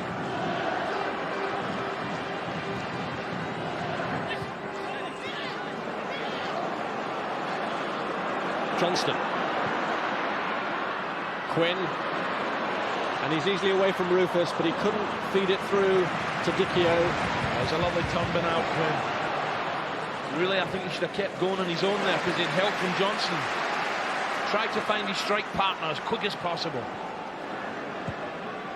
Sunderland have imposed themselves without doing too much damage. Correct. Quinn. And Summerbee did well to rescue it. And what a strike! Has Summerbee finally hit the jackpot for Sunderland? Well, surely this is it. Lovely build-up play from Sunderland. Charlton were on their heels a little bit. And Nicky Summerbee, what a season it's been for him. Great play from Quinn. Summerbee with the right foot, bang! And past Ilić. Just does well here, stretches, gets a little break, but look at the finish, just inside the post. And surely now Sunderland are heading for the Premiership. Great strike, Ilić no chance, 4-3. And Nicky Summerbee, who played in that 4-3 playoff final for Swindon against Leicester, and has twice previously been relegated from the Premiership with Swindon and with Manchester City, may well have Sunderland heading back there. Well, his mum and dad, I'm sure, are in the crowd somewhere, and they'll be very, very proud indeed. An incredible season. Reid's off the bench, and Alex Ray now. He won't be too well liked by the Charlton fans from his Millwall days. What a game Lee Clark's had, well played. Ran himself into the ground, but now Ray comes on for a taste of success. And not only his Millwall days that the Charlton fans will remember, but also his sending off in the league game between the sides at the Valley back in March. Controversial as that decision was. Well, there's asking too much. Can Charlton somehow find the reserve to come back in this match?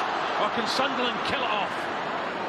Sunderland at the moment seem to be flying. It's Quinn! Big chance, big chance. And now Quinn knows it. Great play. Down the left-hand side from Alan Johnston. Comes inside, delightful ball, 6 yards out. Quinny has a chance, can't get enough on it.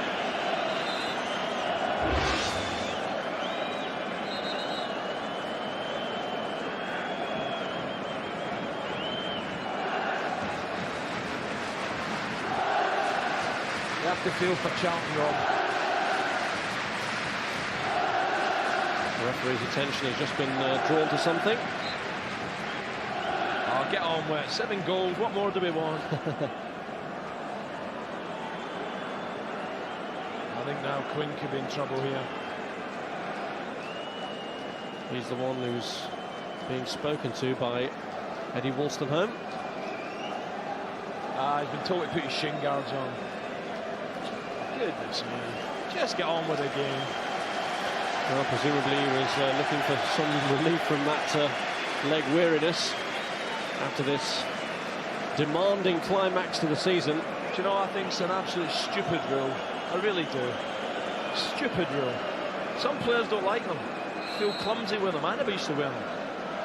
And again, I couldn't tackle.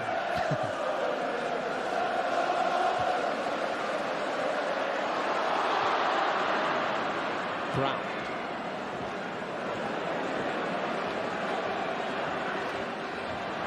They've done it twice before, but can Charlton come back a third time?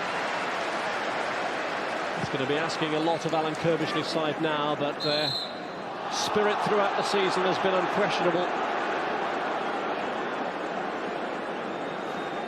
Hasn't been a season that was entirely a bed of roses for Alan Curbishley. He had the difficult task of sacking Jamie Stewart earlier in the campaign, but the team spirit that he's fostered has served them well.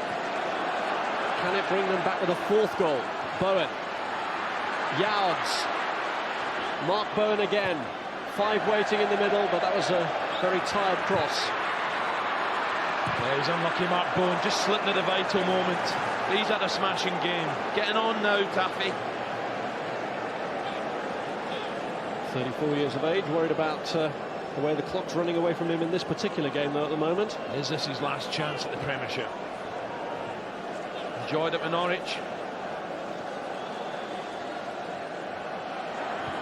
Quinn. Robinson, blocked by Niall Quinn. Quinn's been outstanding, Rob. Outstanding.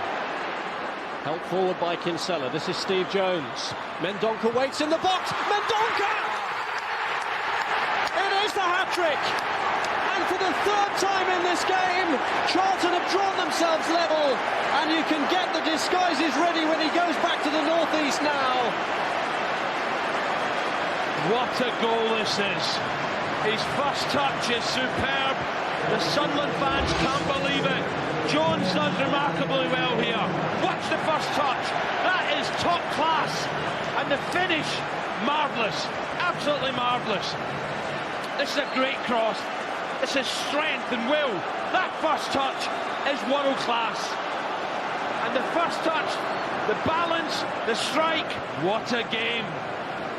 Alan Curbishley, he's got a gem there in Clive Mendonca.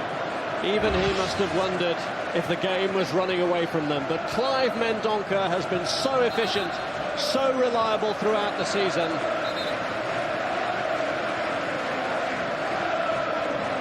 Just when they thought that they'd be going home to spend a miserable bank holiday evening contemplating another season in the First Division, renewed hope, but also the possibility of a penalty shootout to ponder on. What a goal. Fabulous. Any kids watching, that's what first touch is all about. That was brilliant.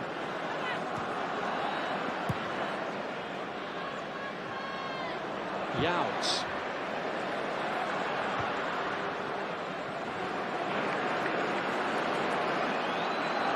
Yeah, top class. Absolutely top class. 5 out of 5. Helped on by Quinn. A reckless challenge from Reid. Wow. What a second half of extra time we've got here. It really has been quite unbelievable. They've had plenty of value for money, but it hasn't done much for their nerve ends. So I'm glad Clive Mendonca's from Sunderland, not from Newcastle, I know that. They might just forgive him in a few months' time. Clive Mendonca, scorer of the first ever hat-trick in a Wembley playoff final. They got me, Rob, a few weeks ago saying, we'll win it, we're going to the Premiership. He's certainly trying his hardest. And whatever the result here, you've got to pay tribute to the unquenchable spirit and never say die attitude of Alan Curbishley's Charlton side. And here's Quinn. Cleared by Brown, this is Reid.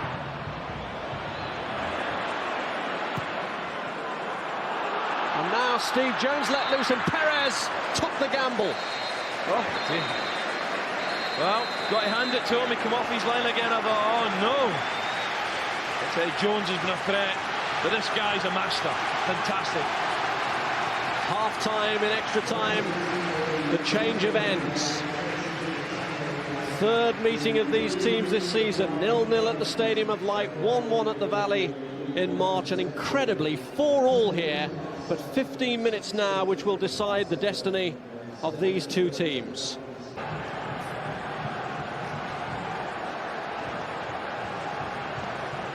Well, I just pray we get a winner here.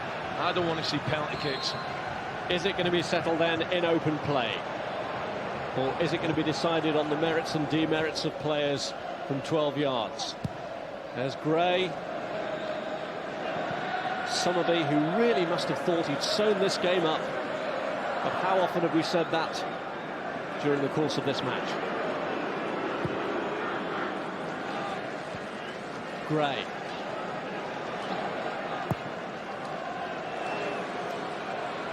There's Quinn. Dichio. Ball. The ball back to him didn't do him too many favours, Kevin Ball, but this is Ilić Ray as Sunderland build again. Gray. Yeah, it's all about nerve now. You can't be complacent. Concentration vital for defenders. You need a bit of sparkle up front. I just wonder, can Mendonca get a fifth? Fourth, I should say. Can he get it? Can he get the 4 goals to win off? Unbelievable. Look at this, attempts at goal. 35 attempts at goal. 13 on target. Fabulous. Such a wonderfully open game it's been.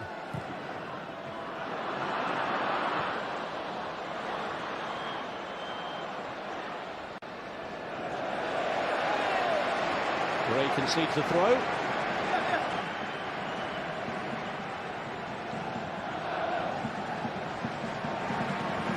And here's Brown to take it. The header was by Johnston. Dichio. Summerbee.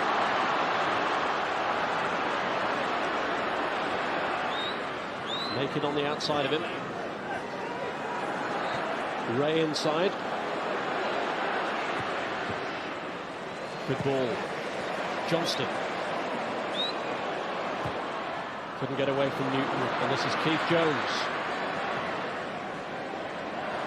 Mendonca, fouled by Williams.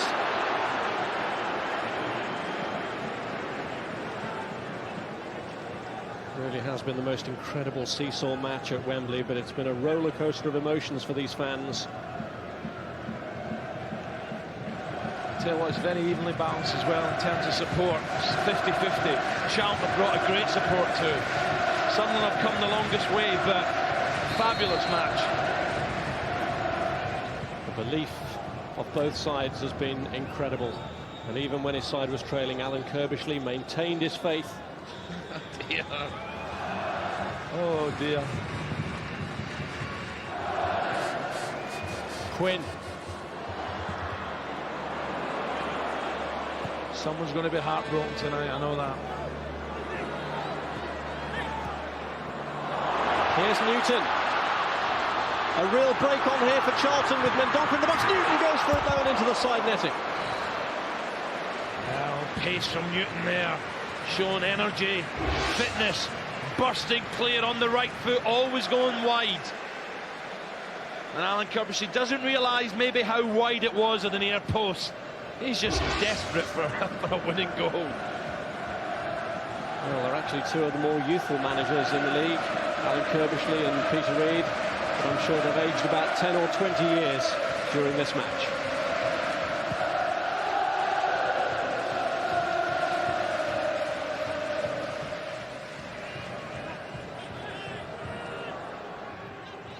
We've had the club record for Sunderland broken by Kevin Phillips. We've had the first hat-trick in a Wembley playoff final from Clive Mendonca, and Richard Rufus's first ever goal for Charlton. Are we going to get another hat-trick though with big Quinny? He must be dreaming of it. We need a winner. Can't have penalties here. Can Quinn add his name to the roll call of honours? You wouldn't want to be the one who missed the penalty as well, Rob, would you? You'd be off on holiday to Siberia. Don't know about Marbella.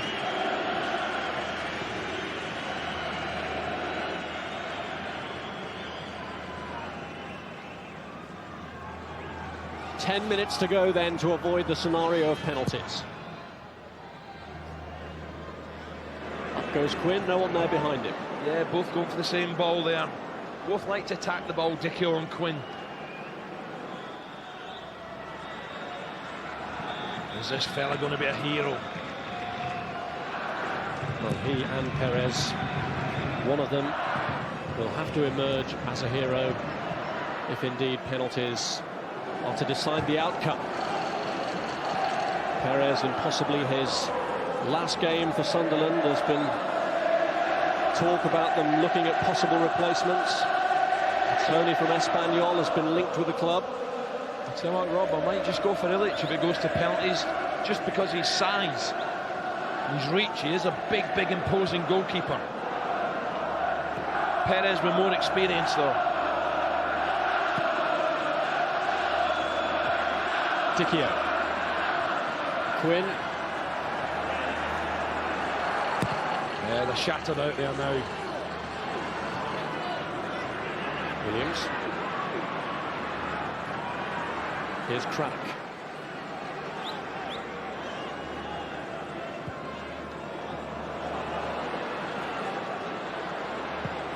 Both teams have used all of their substitutes. This is one of Sunderland's, Dichio. Johnston just behind. Hits the ball against Eddie Youds. There were appeals for handball, but Eddie Wolstenholme none too impressed by them.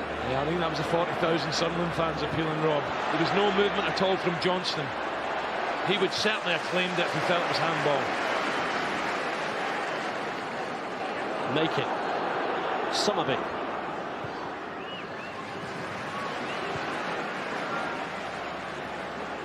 This is Gray. Johnston to Dichio. Mendonca. Jones, the only Charlton player up. Dealt with calmly by Chris Makin.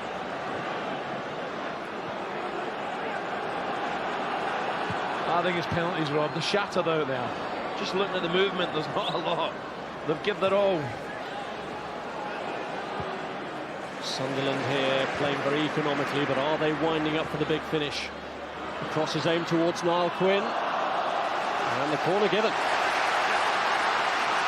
Was it handball? Yeah, Eddie Youds, he's feeling the pace now.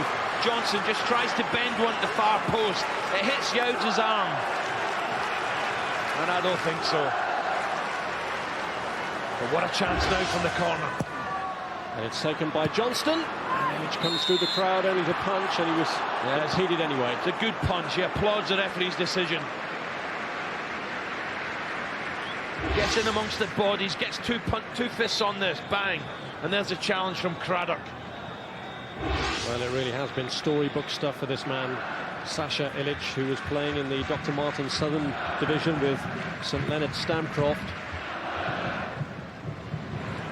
An uncannily parallel story with the goalkeeper who finished on the winning side in last year's playoff final, Carlo Nash, who the year before had been playing non-league football, but is Ilić to finish on the winning side here? If he is through penalties, then it's pretty likely that he could make himself the hero in doing so.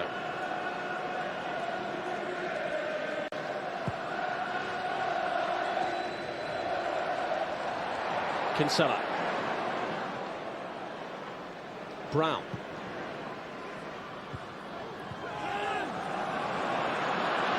Johnston.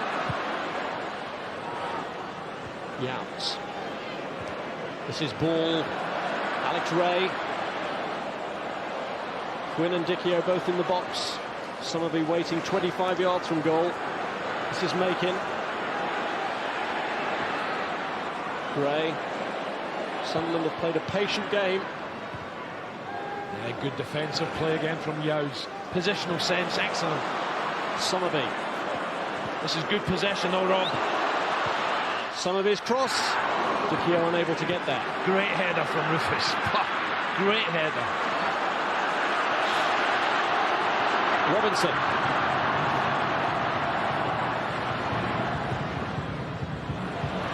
Mendonca.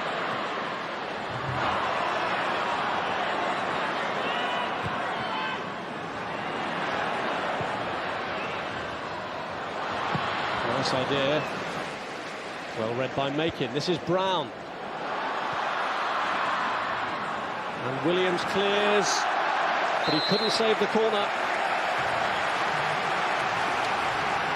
Another big threat then to the Sunderland goal with less than 5 minutes of extra time to go.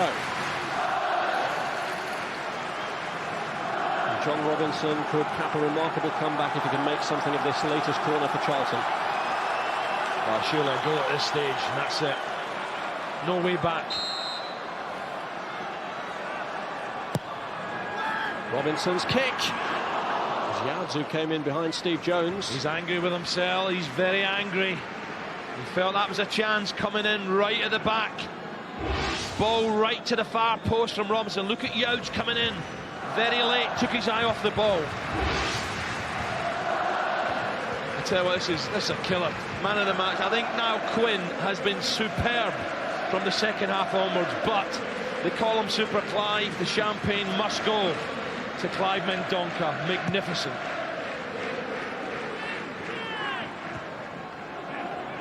A very difficult decision on a day when we still don't know which one will finish on the winning side.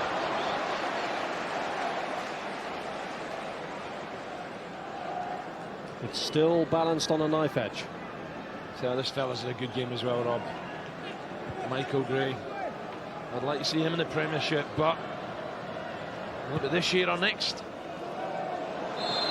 Both teams have given their all. Quinn wants to get on with a quick free kick here, having won the verdict for the challenge by Eddie Youds. And really, this is where Charlton have got to keep their cool and organise themselves. That's a good option here. Summerbee could make an even bigger name for himself. Michael Gray might fancy this as well. Free kicks have decided these games at Wembley before. Ilić on his toes. Ball and Ray and Summerbee and Gray all there. And it's Ray who lashes it over the top. I tell you what, Kevin Ball, Nicky Summerbee are both looking at Alex Ray, they're saying, nah, we didn't mean that. We surely didn't. Ray just suddenly trying what Kinsella done earlier on. Good strike, but too high. I don't think that was what his two teammates were meaning. Fooled Sunderland as well as Charlton.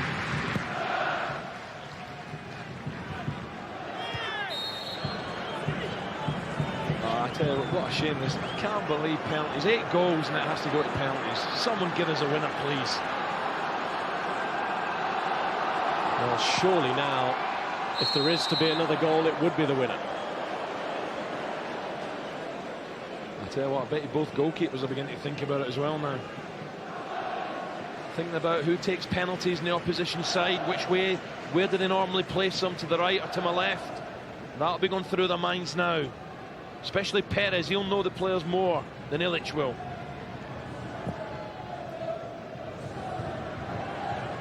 Steve Jones, Mendonca,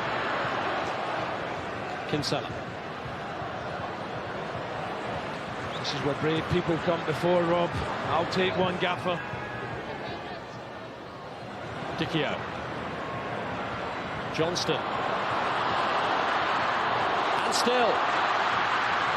Brought down in the end by Keith Jones. Another costly giveaway of a free kick here. And having squandered the last opportunity, they won't want to do that again. Tell you what, I bet Alex Ray's nowhere near the ball.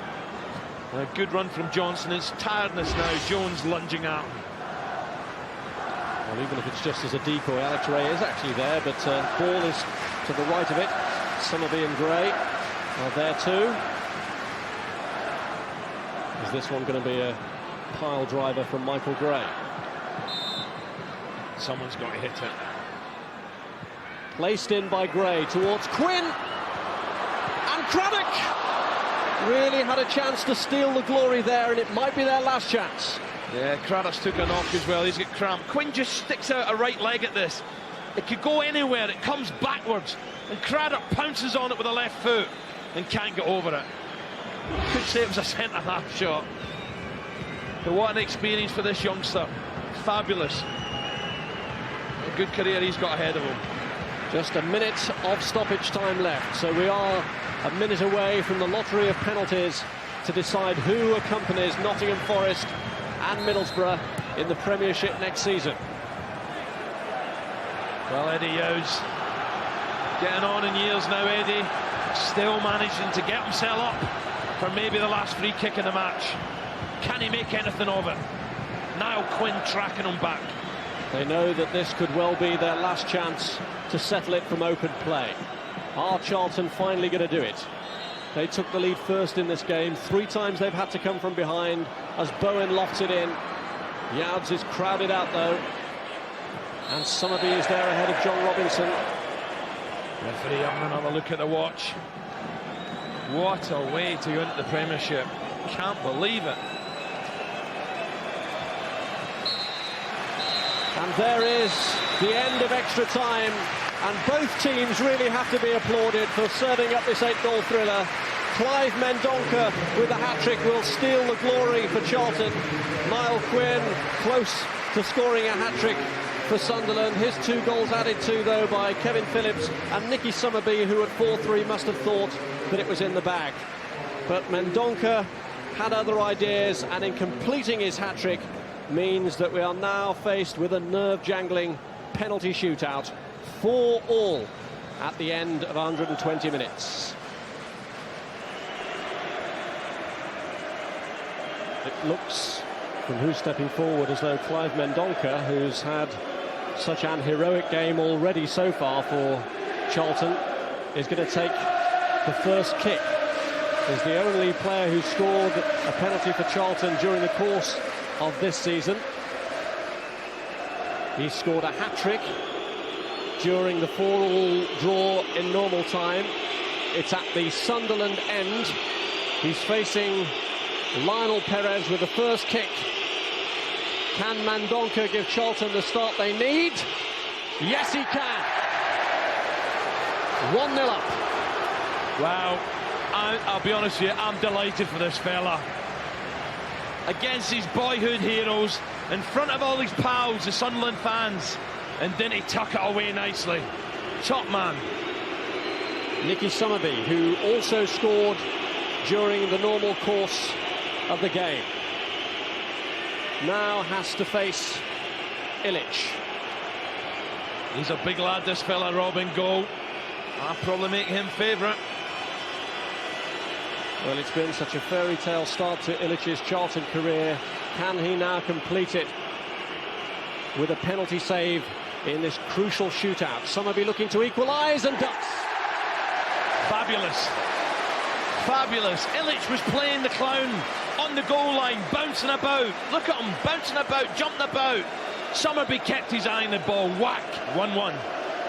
And with every penalty that's taken and scored, the pressure increases on the next taker. And this is where the decisions of the managers are crucial. Do they go with their regular penalty takers first, or do they go with the ones they're not so sure about? It's Steve Brown, who came on for Charlton, who's stepping forward to take the responsibility here of keeping Alan Curbishley's side's men's noses in front. Brown facing the catcalls, and Pérez, and scores! Yeah, great penalty from the substitute. Pérez decides the right way, but the power and pace and accuracy puts Charlton back in front. Good penalty this. Right foot, bang. No messing, not exactly in the corner. The power and pace beats Pérez. Well, Alan Johnston scored a penalty at Huddersfield earlier in the season as part of a hat-trick that he scored on that day. He and Kevin Phillips, who can't take part in the shootout because he's gone off, Sunderland's only penalty scorers in the course of the campaign, but some can't even bear to look at what's unfolding in front of them. The heavy burden of responsibility on 24-year-old Alan Johnston. And he scores. Oh, fantastic. Fantastic. Concentration there from Johnston. Wouldn't look at the goalkeeper, only at the ball. Side of the foot, bang, sends him the wrong way. Well, it's a long walk up when the guy who's taken the kick before you has scored, and one can only guess at the thoughts running through Keith Jones's mind as he steps forward now to take the latest kick. It's a question of being focused and blanking out the jeers from the Sunderland fans who surround him. It's mind games now with Pérez. And Jones completes the fifth scored penalty, 3-2 to Charlton. Well, we've not had one bad penalty yet, and Jones fairly pings us in the corner, right into the stanchion. Pérez guesses the right way, but again, the power and pace beats the goalkeeper. Well, now the pressure is on Sunderland. Charlton have maintained the upper hand. Alan Curbishley hoping here for a miss from the Sunderland captain. It's Kevin Ball against Ilić. And he's done it too. Wow. Bowen, the old heart's beating away with the right foot. Again, the goalie goes the right way, but the pace is on the ball. And now the pressure builds on the remaining players to take one. One captain has done it. Can the other do it? Mark Kinsella follows Kevin Ball's lead in leading from the front and taking his responsibility here against Lionel Pérez. 6 penalties taken, 6 penalties scored. We're approaching that agonising stage of sudden death. They're praying and hoping that their captain can do it for them. And Kinsella scores as well. Look at the relief on the youngster's face. Oh dear. sending the goalkeeper the wrong way with the right foot, and finds that corner. Now, pressure, pressure, pressure.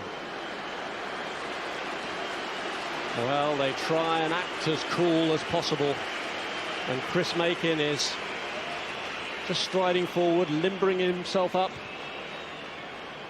for the challenge that lies ahead, but it's nail-biting stuff. These penalty shootouts always are, but especially with the prize at stake that there is for Peter Reid's side. Agony for those taking them and for those watching them. Here comes Makin, and he's just about got it in. Oh, 42,000 hearts stopped for a moment there as Ilić looks to the skies, almost. And Makin, oh dear, so relieved here. And look at that, the big fella gets two hands to it and can't palm it out. So close. Oh, relief for Sunderland. Mark Bowen has played in big games. He's played in Europe with Norwich City, scored for them in that famous win at Bayern Munich, facing a real pressure situation here, and he scores 100%. The record's maintained, but Sunderland can't afford to miss the next one. Fantastic bottle from Mark Bowen, fantastic. That is a pressure pot of a penalty. Just blasts it in that favoured side. But Alex Ray here has to score. Otherwise, Charlton go into the Premiership and Sunderland face life in the First Division for yet another season. Can he do it? Yes! Oh. Very, very cool about it, wasn't he? Goodness me. Fantastic. With the right foot, Ilić decides to go there. Even his big frame can't get there with the left hand. Superb, Alex Ray. Well done to the first 10 penalty takers, but it's rethink time now because they've got to go further down the order, further down than they expected to have to go. And this really is nerve-crunching stuff now. No one can afford to miss. And John Robinson, who's only returned to the game today after a 9-match absence because of that hairline leg fracture, is coming forward, bearing here a heavy duty of responsibility. Can Pérez make the first save of the shootout? It's Robinson. Another goal. Yeah, wrong foot in the keeper. And Alan Curbishley, wow. I think him and Reid are going to have to take penalties in a minute. Good penalty, right foot, wrong foot's Pérez. Oh, pressure on Quinn. Well, this would be tragic now if Niall Quinn, who played his part so fully during the 4-4 draw with 2 goals, was to miss the kick that cost Sunderland promotion to the Premiership. Peter Reid, of course, has great faith in the big Republic of Ireland international striker, a man for the big occasion, as he proves again. Fabulous, fabulous stuff. Cool, calm, collected, with a side foot, sends him the wrong way. Well done, Quinn. That's his hat-trick. And now it's Sean Newton coming forward to put his neck on the chopping block. Alan Curbishley with fingers crossed, praying to the heavens that Newton maintains this outstanding 100% record. They really have been exemplary penalties so far. Can Newton keep it up? Well, there wasn't much of a run-up, but he's done it. Oh, dear. Pérez looks at him, can't believe it. And of all the penalties, maybe this wasn't. Well, it's a goal, but look at that. Just getting a little bit loft in the ball, taking it past the Frenchman. 7-6 then. And Michael Gray knows what he has to do here. Everyone in the stadium knows what he has to do here. Alan Curbishley not looking, but hoping nonetheless that Michael Gray misses. And he has missed! Ilić has saved it! Charlton are in the Premiership! And Ilić, the man who a year ago was playing non-league football, has denied Gray with the vital kick. Sunderland are consigned to another season in the First Division. But Charlton are pouring in here on their heroes, and the goalkeeper at the bottom of the pile has made sure that there'll be top-flight football at the Valley next season for the first time in 41 years. Oh, God. Well done, Charlton and Alan Curbishley, but I feel for Michael Gray. That is hard. Hard than this man too. Congratulations, Charlton Athletic. Fabulous. But what a way to end what has been a fantastic afternoon. Reedy, well done, Reedy. Straight to Michael Gray. What tragic, tragic. But fabulous. This, what a fairy tale for this guy. Magnificent. Sasha Ilić, the player who really came to Charlton through a fluke contact. One of their directors was told that he was available by a business contact in Chicago. They were aware that he was having trials with Aston Villa, but that they were struggling to get a work permit for him. Charlton nipped in, he liked what he saw at the Valley, and he can hardly believe how far he's come. He may have conceded 4 goals in the game, but it's his save that ensures that Charlton are back in the top flight and in the Premiership for the first time in their history.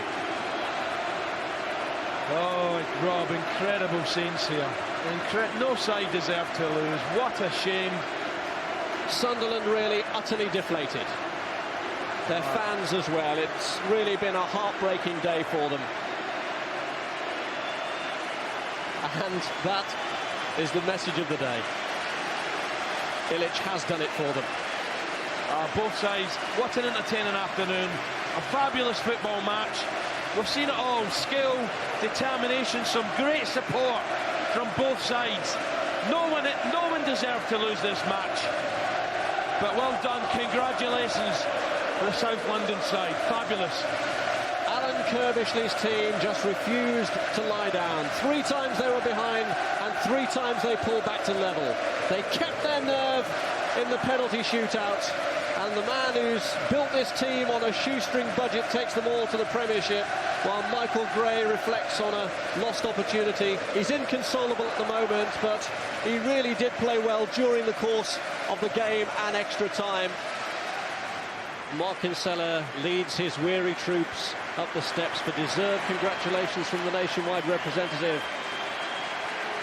Charlton get the silverware, but the pot of gold is their place in the Premiership next season.